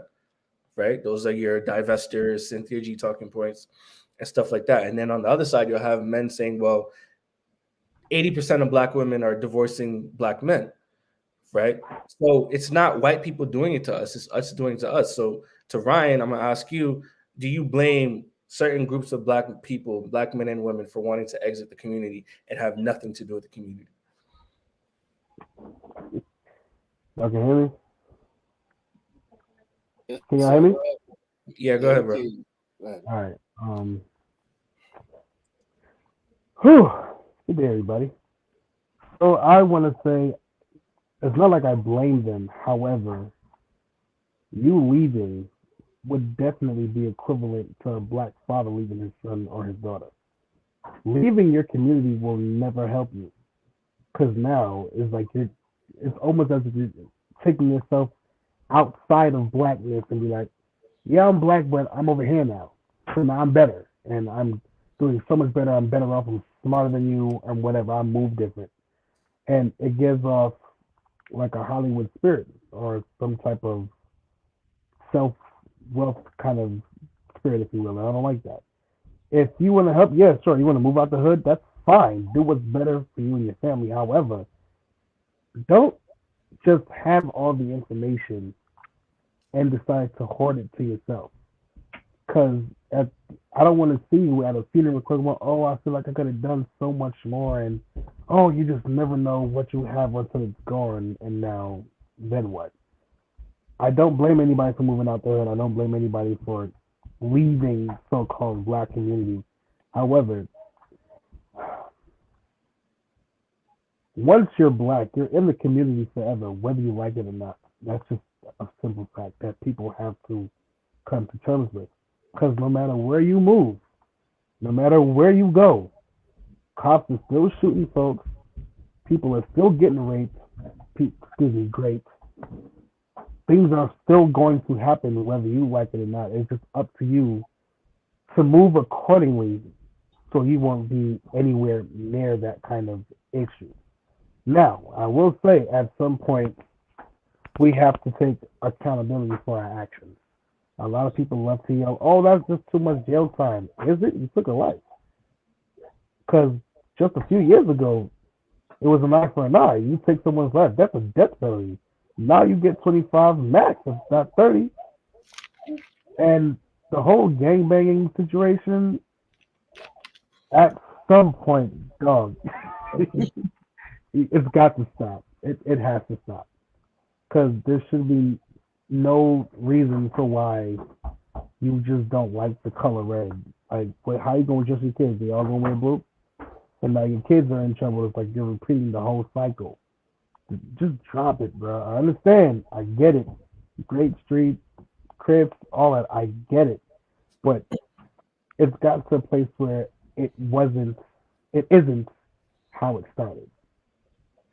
It was literally about building each other's community. I don't know where the stabbing and the shooting and the robbing came from, because now you're robbing your own people. If you would compare us to the Black Panthers, we are way off. So far off. We're doing more harm than good. A lot more harm than good. So, yeah, get out the hood. Just give the information and pass it on. You want to see a community get somewhere? Don't you think you should add to that? Because not telling nobody, that's literally a crab in a barrel mentality. If the person at the top, they made it at the top, and they're looking down like, huh, do I want to save your home? Or somebody below them is going to pull them down. Give the information, like, yo, here's how you do such and such and such. Pass it on. Make each other great again, if that makes any sense. I'm sorry, but it is what it is. Like, you got to, it takes a village. It takes a village. To be great. All right. So you said something that kind of sparked a question within me, and I'm gonna throw this to everybody, and I'll start with the upgrade first. Do you think that Black people care about the community enough to want to change it? No. No. No. Okay. Why? Right now, we are in a selfish state of mode where therapy has allowed a lot of people to just think of self instead of just community as a whole, because community is dutiful. It's selfless. Community doesn't just involve me; it involves other people, and I have to care for others. So I feel like right now, like, nah. I'm a whole supervisor, man. One of the stores I work in is in the hood, okay? I'm a whole project manager. The millennials, woo! Just some of the things I'm just like, yo, y'all don't think, or y'all don't hear the things that y'all are saying that literally will break the community up if you literally keep on thinking this way. So instead of listening to like an OG, somebody who's older than me or than myself who's been through things, it's like, now I got it too. All right, well, you know what? Well, learn the hard way, because some of us learn the hard way. I don't think that we can force people to think a certain way. I think it's like even what Caroline said, even what Trini said, you know how much information that like I've sat there and shared and posted, even about like investments. Nobody sat there, said nothing. And I sat there and posted one ratchet thing the other day, and literally it just went off. Wigs, just I think I was talking about like weaves and like the Velcro headband, and it went way off. I was in a man no more. It was crazy. You know what I'm saying? So I'm just like, how did it go from I'm talking about investments and literally making 3% every week on a Friday. You know what I'm saying? We want we're in our feelings. We want the ratchetness. We want what's the dopamine. It hits, we want it. I ain't gonna lie. There's some nights, you know what I'm saying? Like I don't work 12 hours.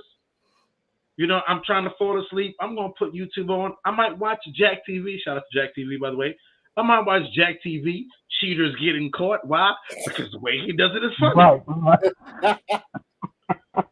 I might sit there and watch a whole fraternity court and sit there and be like, you know what? I'm about to do a whole YouTube series called The Upgrade Fraternity Court. And it's going to be the men acting foolish and the women acting foolish. But there's times where I sit there, and then there are times where I sit back and I'm like, yo, let me post this thing about money.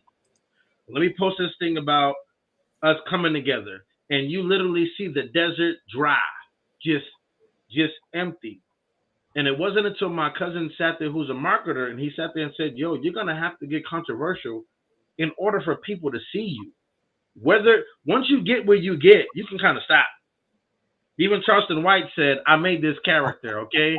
I made the character to get my money, and now I am where I'm at. You know what I'm saying? So it's kind of like, would you be that? Like, I'm not that person to be a fool, too much of a fool on Instagram and Facebook and social media just to, you know what I'm saying, like go out there. But that's the society we live in now, where we just out here like I just want to make a fool, and we the ones that look like a whole fool.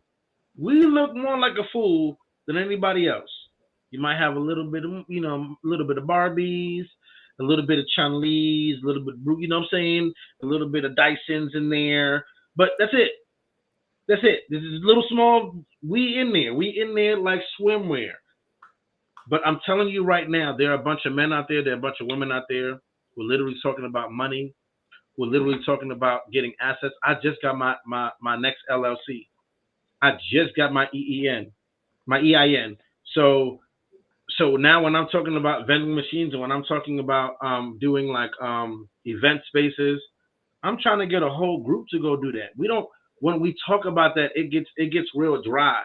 And that's when then it's like, you know what, I'd rather do it by myself or find people who are outside of my group, because obviously when I tell my group, they're not down with it. Instead, you rather hear me talk about the foolishness, you know what I'm saying, that I talk about, because why? It's either entertaining or there's something that kind of gets to you. Then that's the reason why, like, even when it comes to the conversation, men and women, we are totally different, even when it comes to what we talk about.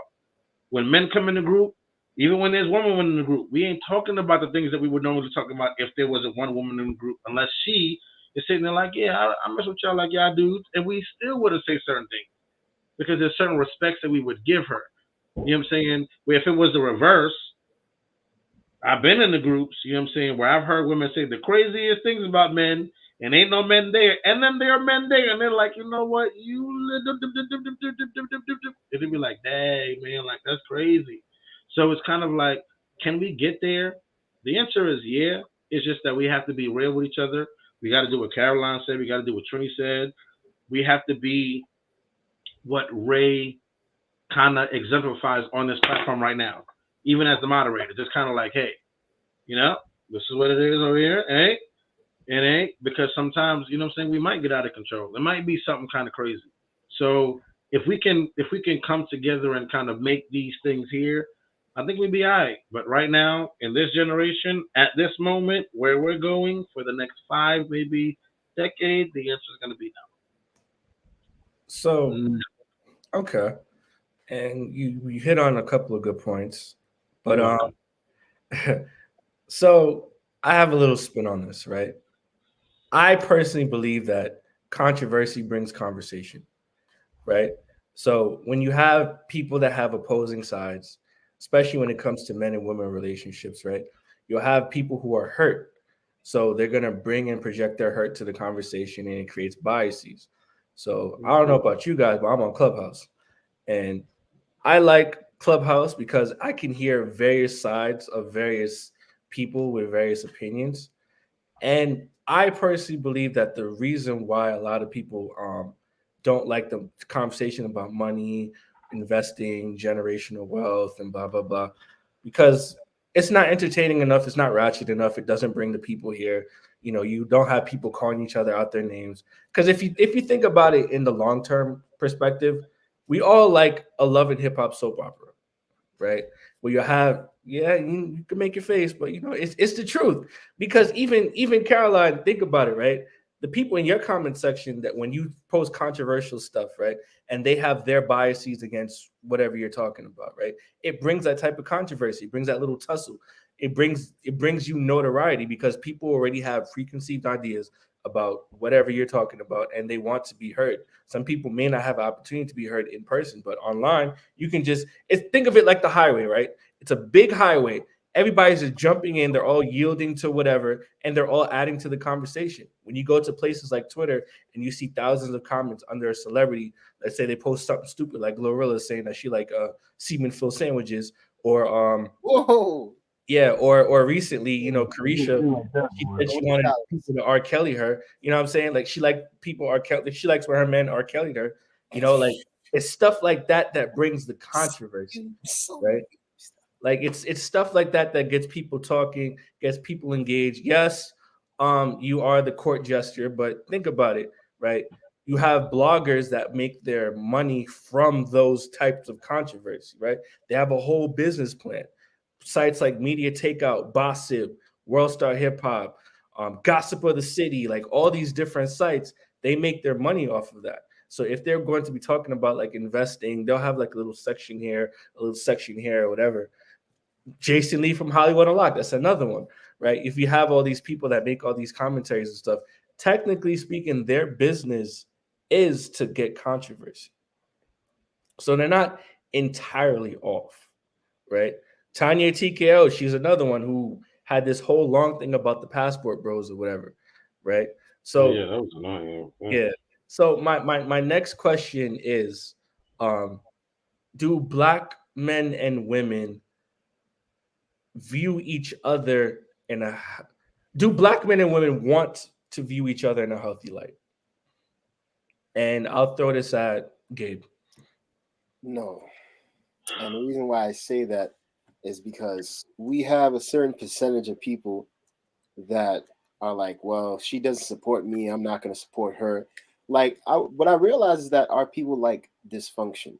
We like the nonsense that we see on Love and Hip Hop.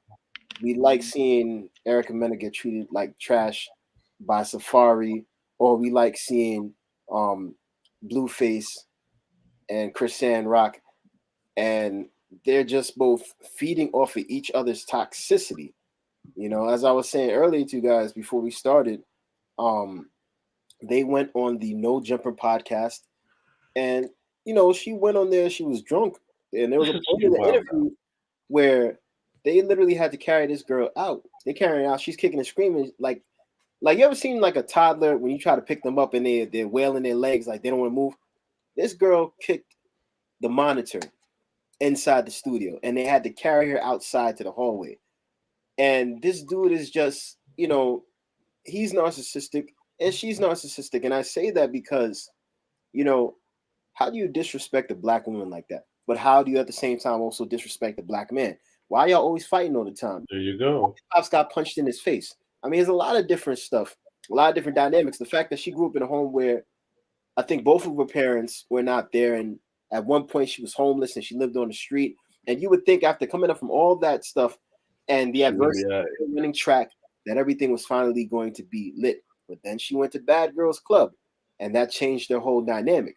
But the thing is, just because people live in the hood and they rise up to the occasion where, okay, now they're able to be in a space where everybody looks at them like, yo, they're so perfect.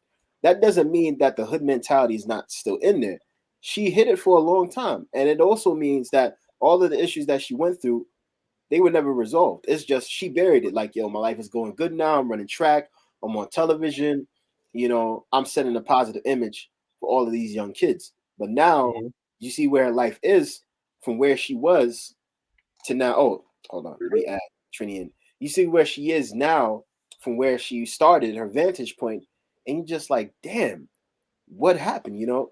But yeah, there are a certain percentage of black men and women that do not like to see each other in successful relationships or anything that's positive. Some of them love toxicity. Like if you're one of those people like you gotta choke your spouse at least once or twice a day, I mean that's not love. That's just toxic. Like I can't be in the crib, have a wife, and we arguing, and all day long she's throwing pots and pans at me. I'm throwing glass bottles at her. Like that's crazy. That's Hold on, Gabe. Hold on for a second, Gabe. I'm gonna let you finish. okay. But there are some people on social media, right, that will say stuff like, if he's not toxic, I don't want it. Or if she doesn't curse me out or call me a little B, I don't want Yeah. it. Right. And there was a video that went around of this guy and this girl. He basically pointed a gun at the girl and had her pretend like it was like a penis. So she was like doing all the extra sexual stuff to it and stuff like that. And at the end of the video, she was like, "Yeah, that's my man. If it's not toxic, I don't want it." So when you brought up that point, like it reminded me of those type of scenarios where people come online and say, "I want a toxic person." Like there's somebody on my feed that in the past always said, if she's not beating me up, then I don't want it because the sex would be good if she's toxic to me. So What the hell? yeah, What? we got to think of scenarios like that, because there are some people who say, "Nah, I don't want a good guy. Nah, I don't want a good girl because of the sex." But go finish your point, Gabe, and I'm gonna jump in and say something else. Okay, that's wild. But yeah, it is true. There are some people that they like those toxic relationships. Like, yo, I don't believe my man loves me unless he hits me twice a day, or I don't believe she loves me if she doesn't. Like, I was one I'm of put those. it like this. My friend said women like dudes that go upside their head every 5 minutes. That's what they like. You know what I'm saying? And these are usually the women that I believe have low self-esteem. Now, these women, they probably mean well and they think like, yo, I can probably change him. But after you see you're not changing him and that things are not going the way that you want, now you figure, okay, well, maybe I'll follow him on this path and let's see what happens. Well, you could end up dead or you could end up being an abuser just like him. My point is that we have to come to this realization that just because everybody else likes seeing us being toxic and dysfunctional in the street doesn't mean that we need to be. It doesn't mean that we have to follow that same step. Just because your mother and your father did it, it doesn't mean that you have to do it. I remember when I was 14 years old. This is like summer 2005. You know, my brothers, they're talking, having a conversation. Matter of fact, no, I was asleep. And outside, there was an argument going on between this man and his girl or whatever. I don't know. I don't know what the argument was about. All I know is that he took her shoes and he threw them in the street. So it's like 3 a.m, and me and my brother, we watching this like, and he didn't put his hands on her from what we could see. Like he just threw his shoes into the street, and I'm like, yo, what's going on? And then they just walked away, and I found it to be weird. Like to me, that's some childish behavior. Like if your girl gets mad at you, what you gonna do? You gonna throw her purse? You gonna throw her phone? Like you need to be able to keep your hands to yourself and restrain yourself. You know what I'm saying? But also at the same time, I'm not sure if it was Collins or Caroline that brought this up, but matter of fact, Collins said something, you know, that young boys are taught not to hit girls. But he says he teaches his daughters like, yo, just know if you go in and hit a boy, there's consequences that's gonna happen. That boy will knock the shit out of you, okay? Exactly. Like I remember in elementary, I was in gym class. This is like probably 4th or 5th grade, and there's this argument going on between this boy and this girl. He starts pushing her. Next thing you know, she starts hitting him, and they get into an argument. Don't know what the argument was about, but 9 times out of 10, she probably said something that was wild, and he responded. And it starts from when you're small. If those issues are not worked out, when you get older, you'll think that, okay, I need to argue with her if she's doing this and antagonizing me. Sometimes you just gotta walk away. If someone puts their hands on you, you got the right to defend yourself. But don't just go and knock somebody out because they irritated you. It has to be somewhat of a physical altercation. But yeah, black men and women don't like seeing each other in a positive light. For the ones that do, I thank God for them, because it's like, yo, I can look at people like Tabitha Brown, or I can look at Kevin on stage and the relationship with his wife. And yes, these are social media people, but these are also God-fearing individuals at the same time. And as I'm looking at their dynamic in their relationship, Tabitha Brown said, you know, marriage wasn't something that was an option. You know, it wasn't a thing, like she wasn't going to rush her husband into marriage. Like she was like, yo, like this can just be us. We can live together. It is what it is. But eventually they got married. You know what I mean? But I believe whatever wisdom God gave her, like, you know, you see where she is now, the cooking shows, she's acting, the television show that she has for the kids, you know, I believe whatever it was they went through in their relationship, they had to come to a common ground and be like, yo, you know what? This is not the way that it's done. I'm gonna tell you one more story, then I'm out. Oftentimes in the entertainment industry, it's very easy to have affairs. Now, Montel Jordan and his wife, you know, while he was, you know, a big time singer, him and his wife, they were cheating on each other in the industry in the early years that he was in the industry, you know, and they had to come to a point where it was like, yo, you know what? This whole environment is toxic. The entertainment industry has nothing to do with God. And so they ended up pulling away from it. Now they're at a place now where in their relationship, there's no more cheating, no more infidelity. Everything is done. That's it. He's a pastor now. His life is different. Sometimes you got to go through certain situations to grow and to learn. You know what I mean? But sometimes some people don't learn. Sometimes people go through the same things, and if it happened once, it's bound to happen again and be in the public.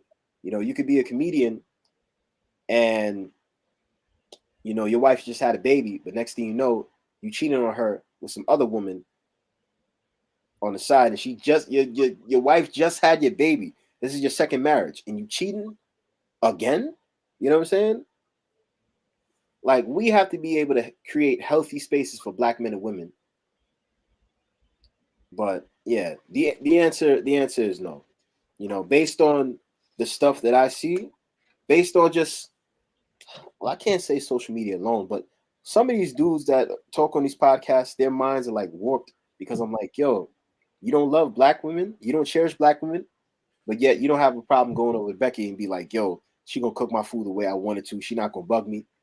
Let me tell you something. At some point or another, she's gonna go upside your head. You know, everybody's always like, oh, you know, I want a white woman. You know, they don't treat me like that. Brother, just because one sister dismissed you doesn't mean that you have to dismiss all sisters. You don't have to do that. And I hate. I'm gonna give one example of self-hatred, and then I'm going. I know this is not part of the subject, but I just wanted to tie in as to why black men don't cherish black women and why oftentimes they might be toxic. When I was in the 10th grade, there was this dude that I met, a black dude. He literally looked like Urkel. And this dude basically, he was like, you know, I like white women, you know, they don't disrespect you or anything like that. Jamaican women are rude, black women are not nice. And I'm listening to this, and I'm 14. Was it? No, I was 15 years old, and I'm listening to this, and I don't know what to make of it, because I'm like, why is he opening up and telling me this stuff? But now that I'm older, I realize, like, damn, some girl must have hurt him or whatever. Like, let me tell you something. You could be a blurred, a black nerd. You could be whatever. Like, if one girl doesn't like who you are, go find another one. Why spend your time being like, yo, black women, Jamaican women, this woman? It's because you didn't find the right one. That's like the people that say, like, yo, you never believed in me. Nah, I never said I didn't believe you. All I'm saying was that, you know, the rap is not working out. Go find a 9-to-5 job, you know. But yeah, man. Anyway, that's it. I know I was long-winded, but I just had a lot on my mind because the nonsense has to stop. Hold on, Carlins. I'm gonna switch gears a little bit, and I'm gonna throw a question at Caroline, at Ryan, and at the upgrade. So this will be a question for you three. Um, so we spoke about how there's toxicity within relationships. We spoke about how men and women don't cherish each other.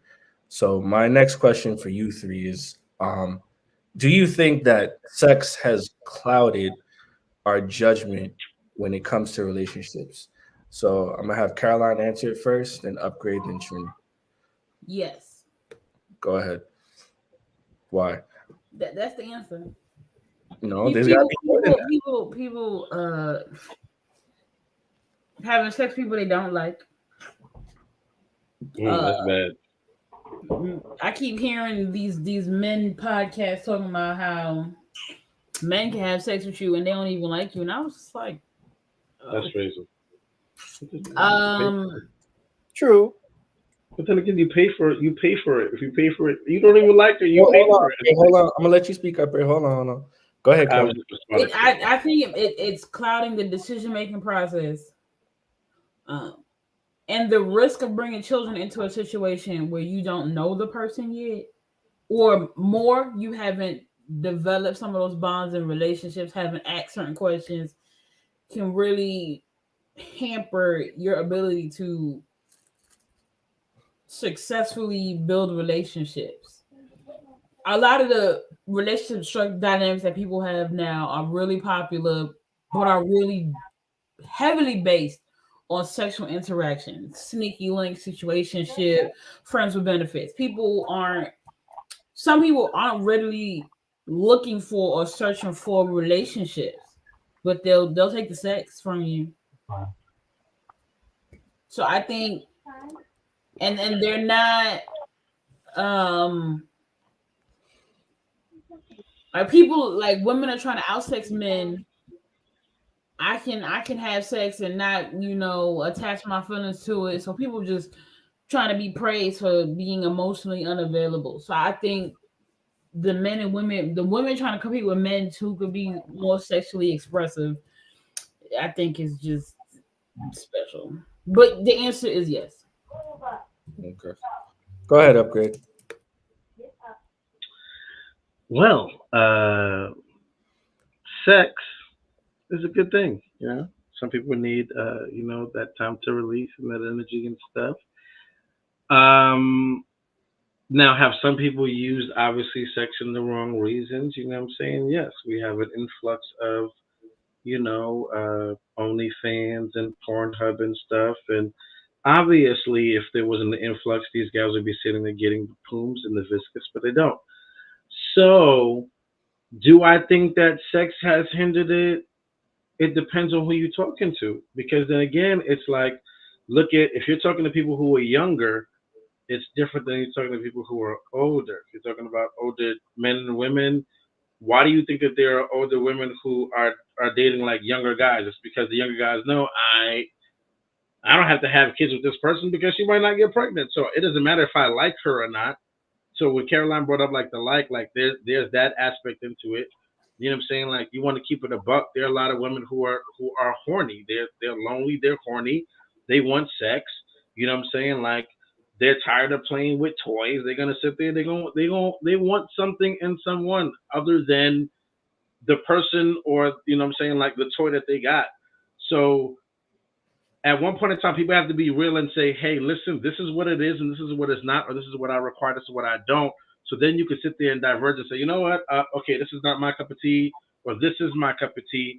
And you kind of know who it is and not where like, oh, everybody want this. Everybody don't want that. Everybody don't want to sit there and have eggs with everybody. You know what I'm saying?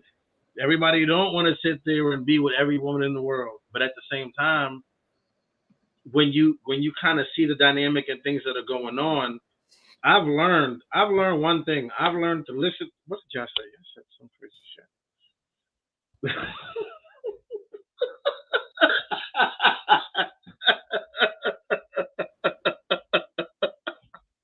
Wow, the truth. All right.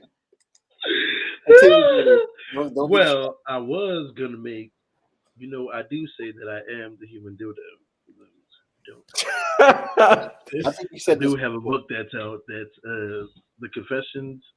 Now, but on some real stuff though.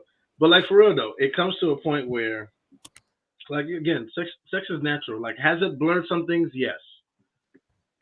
I think why? Because some people, like you said, some people can't compartmentalize like others can't. You feel me? Like some people can sit there and say, I don't have no feelings, knowing that they be capping anyway. But their feelings will be inside. It's not gonna show. While others just sit there and say, I don't have no feelings and literally tear the roof off, burn everything in the house, left eye mode, and you like, hey, what's going on? But then again, I think that that goes also to, this thing called, love and, the feelings that somebody has for somebody. Because again, if somebody ain't piping you down right, you know what I'm saying? Like, you're not going to get that upset or mad. I've learned that the hard way. Like, if a female don't like you, if she don't, it's so weird. This is one of them dumbest things that sounds crazy, but I heard it. If a female don't put her hands on you at no time, that means she don't like you or don't love you. And I was like, what kind of crazy? But then it happened, and I was like, I don't understand why. But at the time, I was like, you know what? I get it. I was like, I get it, but not every female is like that because you don't have to get her there.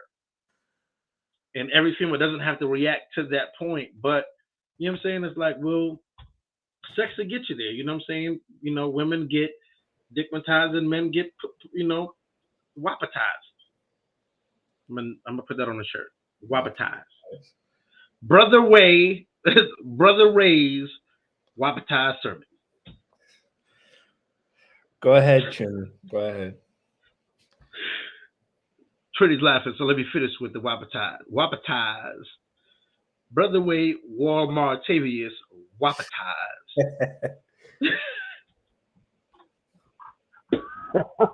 Oh my god. Hey. I ain't gonna lie. I've been wapatized. I'm coming back. Oh. Did he just who is Hey, can you repeat the question after me, Whale? Pookie was crime? Ah, Oh, that was great. If you gotta pay for the poom, is it really That was yours? hilarious. Yo, I like that question. Pookie Miss Prime. Whoever. Hey, no, repeat the question. for the night.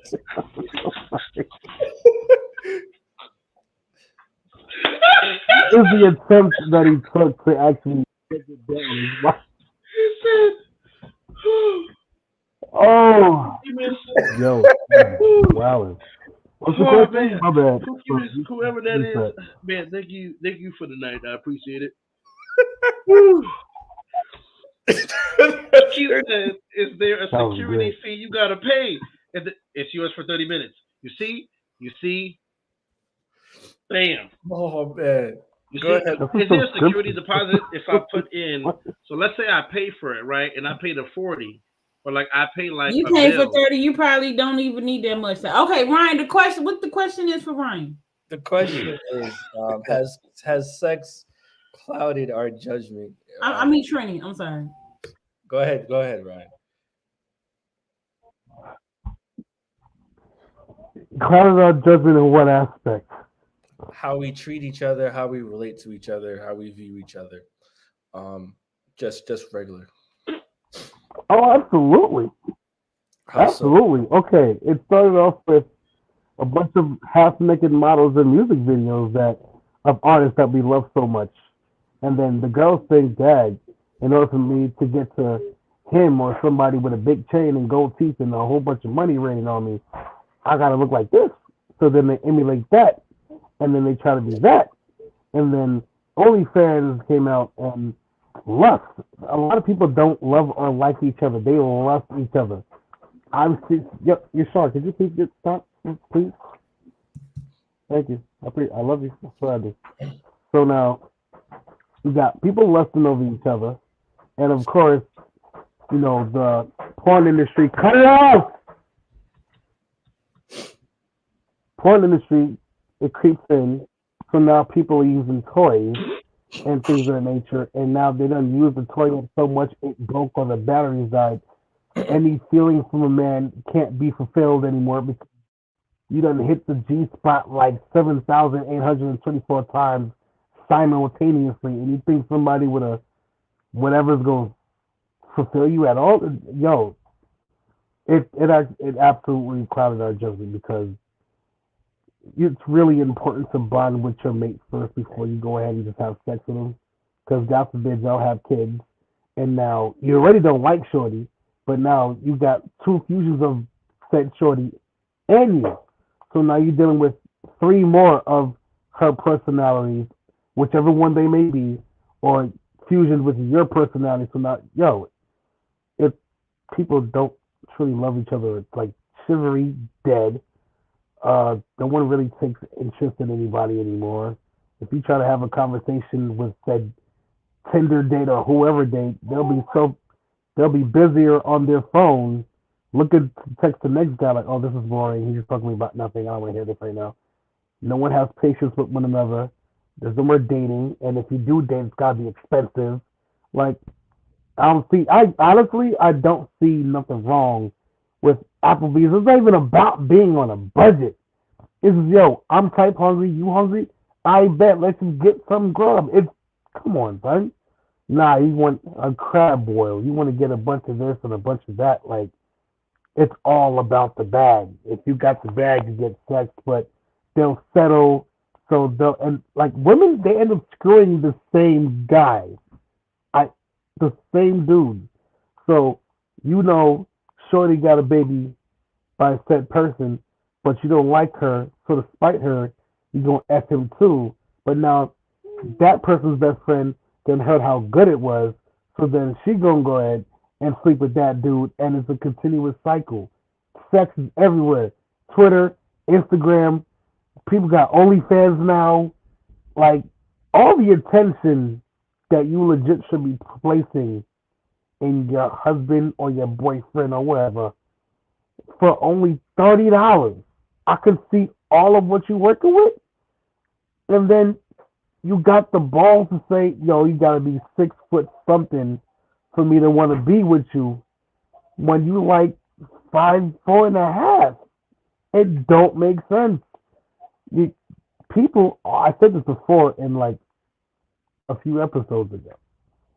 Instead of going through the process, people would rather emulate the ending product, and they have no knowledge of how to get to said successful person, and it happens all the time, and that's why people always end up in the same position, being pregnant by so many dudes, because no one's in love or in tune with anything anymore. Like, for instance, me and my shorty, we was out doing something, and we kept saying things simultaneously and then laughing, and everybody in the restaurant was like, yo, what is wrong with these two?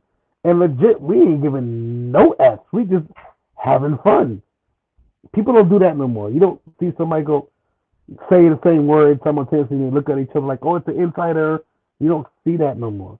You just see people and their representation of who they want to be themselves, but they're not. Fake jewelry, BBLs, extensions, hair down to their feet, and this world is coming to a very, very long end. But yeah, it's clouding our judgment. That's why so many divorces are going on, because the sex was good, but then I lived with him for like 3 weeks, and I suddenly realized I don't like this man. But you done heard the stories of him cheating and all this other stuff before you went and got with him. Things will never change, which is technically why it's easier to give up on said black community, because for real, what do you really, if you're living outside the hood, you're moved out, what you going back for? Okay, with that being said, stick a pin. If all you know is negative crap about your said community, what are you really trying to go back for? Which then stems back to that question that homie asked me earlier. Like, do you feel that it's okay to move out of the community and forget about them? It all it's in this little ball of just foolishness. God is not the center anymore. when was the last time you had a young couple like praying together, praying every night, or just reading the word or something like that? It doesn't have to be reading the word, but go to the movies. You don't see none of that no more. It's like they'll put the picture up and they'll do, oh, that's my man. And yeah, if it doesn't get likes, evidently he's not the one. So on to the next one. Man, black people are a joke sometimes. I don't know. I don't mean to sound so angry or act like a Scrooge, but it's really us. I mean, I understand we were conditioned through slavery, but it seems as though like the masters still got the leash. Because yeah, we got freedom to speak and whatnot, but if you're looking at all these things, you got the community guidelines, you can't speak as freely anymore. Now black people can be racist, which is mind-boggling to me, but that's not the point. It's like all the conditioning that they've done, it was like, I bet. It's self-sustaining. It's like pure bad energy self-sustaining itself internally. And the white people are just laughing. Other nations everywhere are laughing. It's like, I was watching Fresh and Fit the other day, and they were talking to a bunch of millionaires on how they communicate with their women. And this dude said Chinese and Japanese women are the closest things to how it is to demonstrate princesses. That's crazy, dude. You mean black women can't be princesses? No, because they're too busy patting their head with the bonnet out, going to the dollar store or the hair store with a whole bunch of products that ain't self-sustaining the black community because it's all Chinese and foreign clothes they're buying stuff from. It's just all imported. What can you say? What more can you say? Like, honestly, we can have as many podcasts as we want. But do you honestly seem to think that the black community gonna get better in this day and age? People are getting canceled for telling the truth and a whole bunch of nonsense. Do you honestly think we're gonna move ahead? Hell to the no. We're gonna continue to fail until that changes. And from the way I see it, it ain't gonna change for a while. It's not. And if you're a Bible reading person like I am, you know it's gonna get so much worse. So much. It's sickening and it's disgusting. Like, I'm sorry. Really watch. My girl. This is the last thing I'm gonna say. The last thing I'm gonna say and I'm done. My girl, right now, right after this podcast, would love nothing more than to see me sit down and play Call of Duty and Xfil with some contraband. She enjoys watching me play stuff. Like, anything to be with me, she wants. Like, hey, I'm going to the store. I'm about to get a soda. You want to ride? Store's right up the block. But she just needs company. You don't see that no more. She need to enjoy. Sometimes she'll sit next to me, and I'm just like playing with her face. No, it's like, I wouldn't say it's our way of bonding, but she just wants to be there, just like snuggled up under me. And, you know, sex is technically supposed to keep a relationship together. It's not supposed to separate y'all. Get to know your people. Get to know who you're dealing with. Because a millionaire is not in your category. And even if you want it to be, it's not. Get to know who it is that you're dealing with. Get to know his family. And then you choose. Same thing for men. Get to know who your shorty is. Get to know her family. How she communicates with her mom or her dad, if she has a dad, or if she has a mom. If there's any trauma, if you spot a red flag, leave it. If you don't want to help mend a broken heart, leave it. You get somebody whole.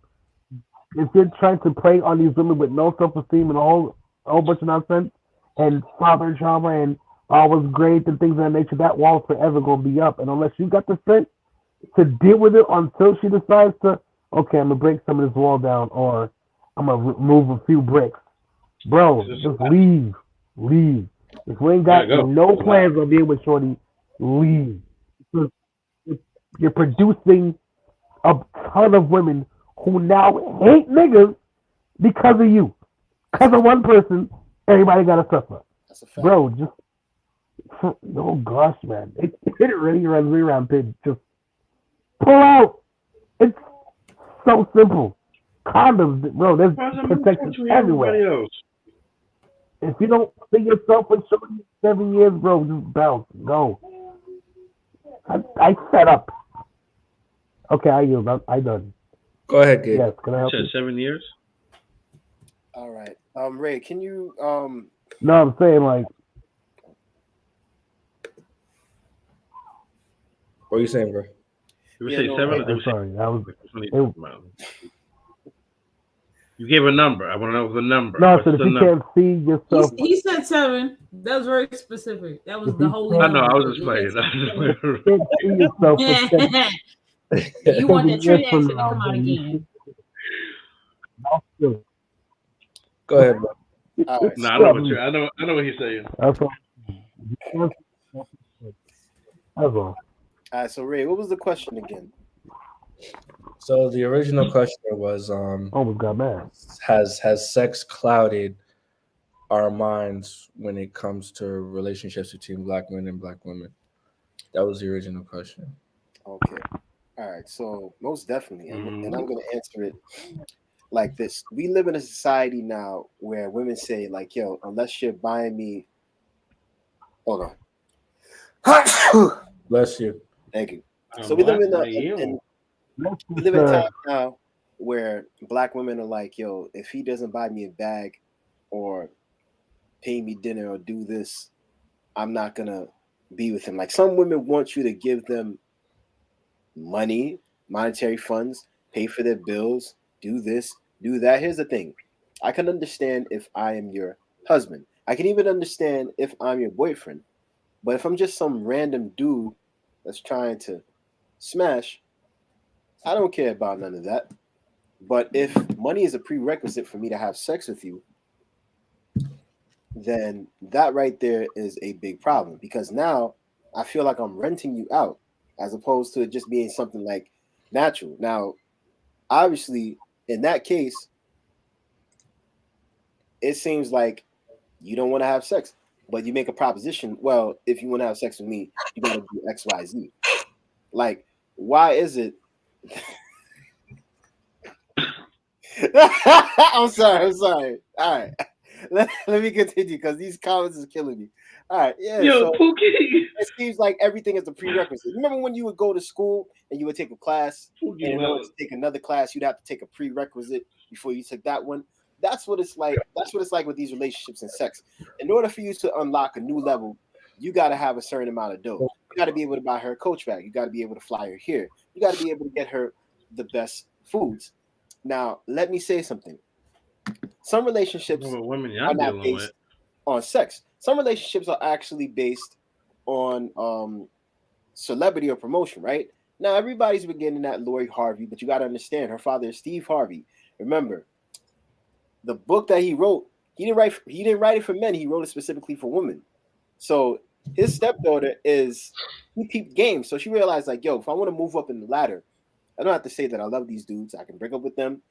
Their profile goes up. My profile goes up. She read And her then the daddy's next book. thing you know, I am at the upper echelon where I'm a celebrity, and I basically didn't have to do anything but just go out with somebody that was well connected within the industry. But let me say one more thing. Oh, Sex.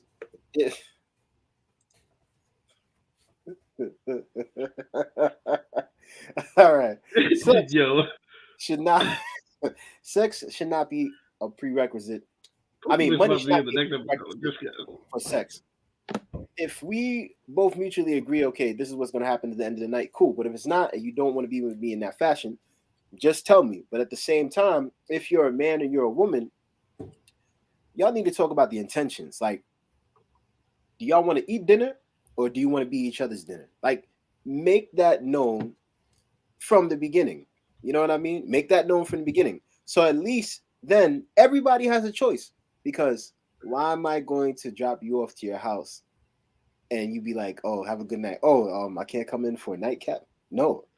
And then slam the door in your face. Like, the fact remains that, and I've said this before, people do not say what they want. If this is what you want, make it known from the beginning. Do not give her or him any surprises at the end of the night. But sex has tainted the chance of getting to know a really great person. But if your only intention is sex, You could just call up one of your skeletons in the closet that you know from around the way. All you got to do is just buy them some KFC, and that's it. You ain't got to really show them that much care. Or you go to Jerk Hut or some other place, you know what I mean? And you Listen, get them their food. listen. You buying somebody You about to turn KFC us in to jerk America, up? you don't like them. But what what I'm saying is that sex is really like, let me tell you something. If the only thing you're worried about is sex and you're not really worried about a connection, then I'm sorry to say, like later on in the future, that's going to affect the way that you see every man and woman, because now you're only going to be looking at them as a as something that you can score. You know what I Are mean? you As sure? opposed to Because Prince somebody you Hakeem, can build with. You know what I mean? he found his queens in Queens. He did. That's true. So He what? saw his royal oats. Chill, But the upgrade. We can't chill but here- now. You, but here's the you thing. about, we about to wake up in the morning and he Hold on. about to have some coming to a Burgerfax in the Check it morning. out. But check this out. Let's talk about this. Akeem didn't want a woman that barked and just did everything that he told him. Like that wasn't a real organic relationship. So yeah, when he found Lisa in Queens, he found his true queen. Why? Because she wasn't a robot. The women in his country of Zamunda were programmed to think and act and believe a certain way. Like, what women do you know go And in the the royal water? penis. Yeah, you know what I'm saying? The But royal penis like, is clean, Your Highness. let me say something. I don't want to be with somebody where, you know, I tell them, okay, this is what you do, blah, blah, blah. That's it. I've seen relationships like that. And I wonder, why is the woman not miserable? Maybe she's working together in conjunction with the man and they have that understanding. But if you're in a relationship where you feel stifled, or you feel like, yo, the only reason why I'm with this dude is because, oh, he's a good man and he's a provider, he's a family man. But if he's not fun, if he's not adventurous, if he's not outgoing, if every time you guys go outside, he doesn't show you any ounce of affection or love, why are you with that person? Or let's talk about the women that don't show any affection to their men. Constantly, it's just, oh well, I get up for work, you get up for work. We see each other at different times. You don't even sit down to have dinner anymore, breakfast. You know, we both go to bed. I might read a book. Um, you might go to sleep. You know what I mean? But even before you get to that stage of getting into, you know, relationships and stuff, if sex is something that's always on the table when you go out on a date, you're not gonna find the right type of person that you want. It literally taints the experience, because you could have met a nice, beautiful software engineer or a woman of God, somebody that's just spiritual, that would be everything that you need and is not looking for you to be this, you know, it's not looking for you to be like a jerk. Like she knows who you are and is trying to build with you. How many women you know want to build with men these days? Not a lot. Everyone says, I'm independent. I can do it all. Right? But you're not gonna see no woman pick up a Glacier Bay toilet or a 24-inch vanity combo. You know what I mean? Oh, I've seen some, but Man is they going look like to butchers do that. nowadays. You know what I'm saying? But like on the real, like if you're the type of person that is just interested in sex, don't waste that individual's time. Please don't. Don't string them along, because it's unfair. They might actually be looking for love, and you're just looking to ejaculate. But that's all I have to say on the subject. What I'm gonna say, opposed to Gabriel, is if you are a person who needs to release if you need to release yourself and you need some time out, then go ahead and release yourself. Not everybody wants to be in a relationship. Some people just want to release at the moment. They just call you on the phone and say, "Hey, I need you. Thank you." You know what I'm saying? And it's a mutual thing. The upgrade. I didn't know where you was going with your point, but when you first started talking, that sounded like an advertisement. The human dildo. Well, listen. I will be having a connoisseur to the ladies soon. It's an ebook, but it will be out. I will be having toys too. No, but it was seriously, literally. I was talking to somebody earlier today, and she literally gave me a whole business opportunity to go get some toys, and I was like, you know what? Let me go this route. At the end of the day, because I already wrote the book, so I wrote the book. It's about to be Valentine's Day. Just need to add a rose. If any female ain't got no real man out there, I can make something. Do you charge for your penis? services. Why do you want to know? Whoever posted that question, why do they want to know? Whoever posted that question. I do charge for PM services. So you're a prostitute.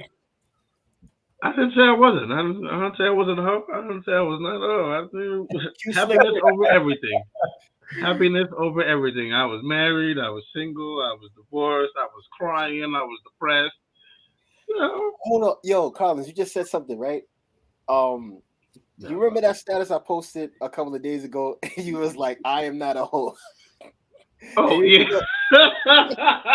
And it had something to do about sex, and I was like, "Yo, all right." I expected to get a clear answer, but no. So the answer from your point of view is clear. Everybody has differences on that particular. Yeah. I forgot what the question was. But you smack your dick in her eye and tell her shut up, bitch. You know what? I might do that shit tonight. Thanks. Oh, goodness. Thanks for the suggestion. That's weird. Yo, it's crazy. But yeah, let's see if she says yes. To wrap it up. Y'all wow, this is so funny. Yo, whoever this is, yo, from the time you signed on, I've just been reading, and then I had to stop looking at the screen because I'm like, I don't know what's gonna come next, and I don't want to be rude while somebody else is talking. Like, look at this. Does she growl like Pop Smoke? When she go, what? I growl like a whole animal. I did it. Now we stop. But her, if she ever growled, I don't know what I would do if a female growled like Pop Smoke while we're having sex. I don't know. I feel some type of way. Probably sound like Darkman X. No. That's not like DMX. Nope. Sound like a dead dog dying. Nope. Like a dead dog dying. You got that one, Prime. You got that one. But do I charge services? Boy, man. Oh, you know the reason why he's selfish. Collins is going to be the full If I Monty don't Part charge 2. the services, Call telecharge. Telecharge. It's like telecharge. They were back old school. But Ray, you want to Mariah wrap Carey. things up, or you got? Nah, Mariah Carey. You know, she just makes me sing. Because we just having a conversation at this point. We need to, you know what I'm saying, to wrap it up. So go ahead, Ray. Yeah. So, moral of the story is throughout all this conversation is really just, Black men and women believe that we got to stop being out. You okay? Yeah, I'm good. I just need water. I think that we got to stop being at odds to each other, but it's going to take a very, very long time for that to happen. I know people like to recommend therapy, but to me, I think it's more than just therapy. I think it's like a spiritual aspect that comes with it. I do think that a lot of times our issues tend to stem from things that happened in the past, and we need to work through those issues, especially with each other. And a lot of it is really generational. So that's my wrap up. Does anybody else have anything they want to say before we end the show? I got one more thing to say. As always, this panel is very informative. All you guys, you got your bases covered, so I salute you. Everybody, I feel like, is a master in their field. And even some of us who are just coming up and learning a few things and nuances of how, this whole podcasting works, I really appreciate you guys, because if it was just me, I really wouldn't know what to say. But y'all add different dynamics, and that's why we do this, because look at the engagement that we got tonight. I never saw so many people signed on Facebook. And I'm just like, yo, I've been wanting this for a long time, but that's all I got to say. Anybody else? Okay. All right. Well, this is another episode of Meeting of the Minds podcast. Thank you guys for coming out. Thank you, Upgrade, IMC. Hey. Thank you to everybody in the comment section. You guys leave. Make sure you need to fuck their frustrations out. Make sure you comment, comment, subscribe, share with your friends. tell a friend to tell a friend.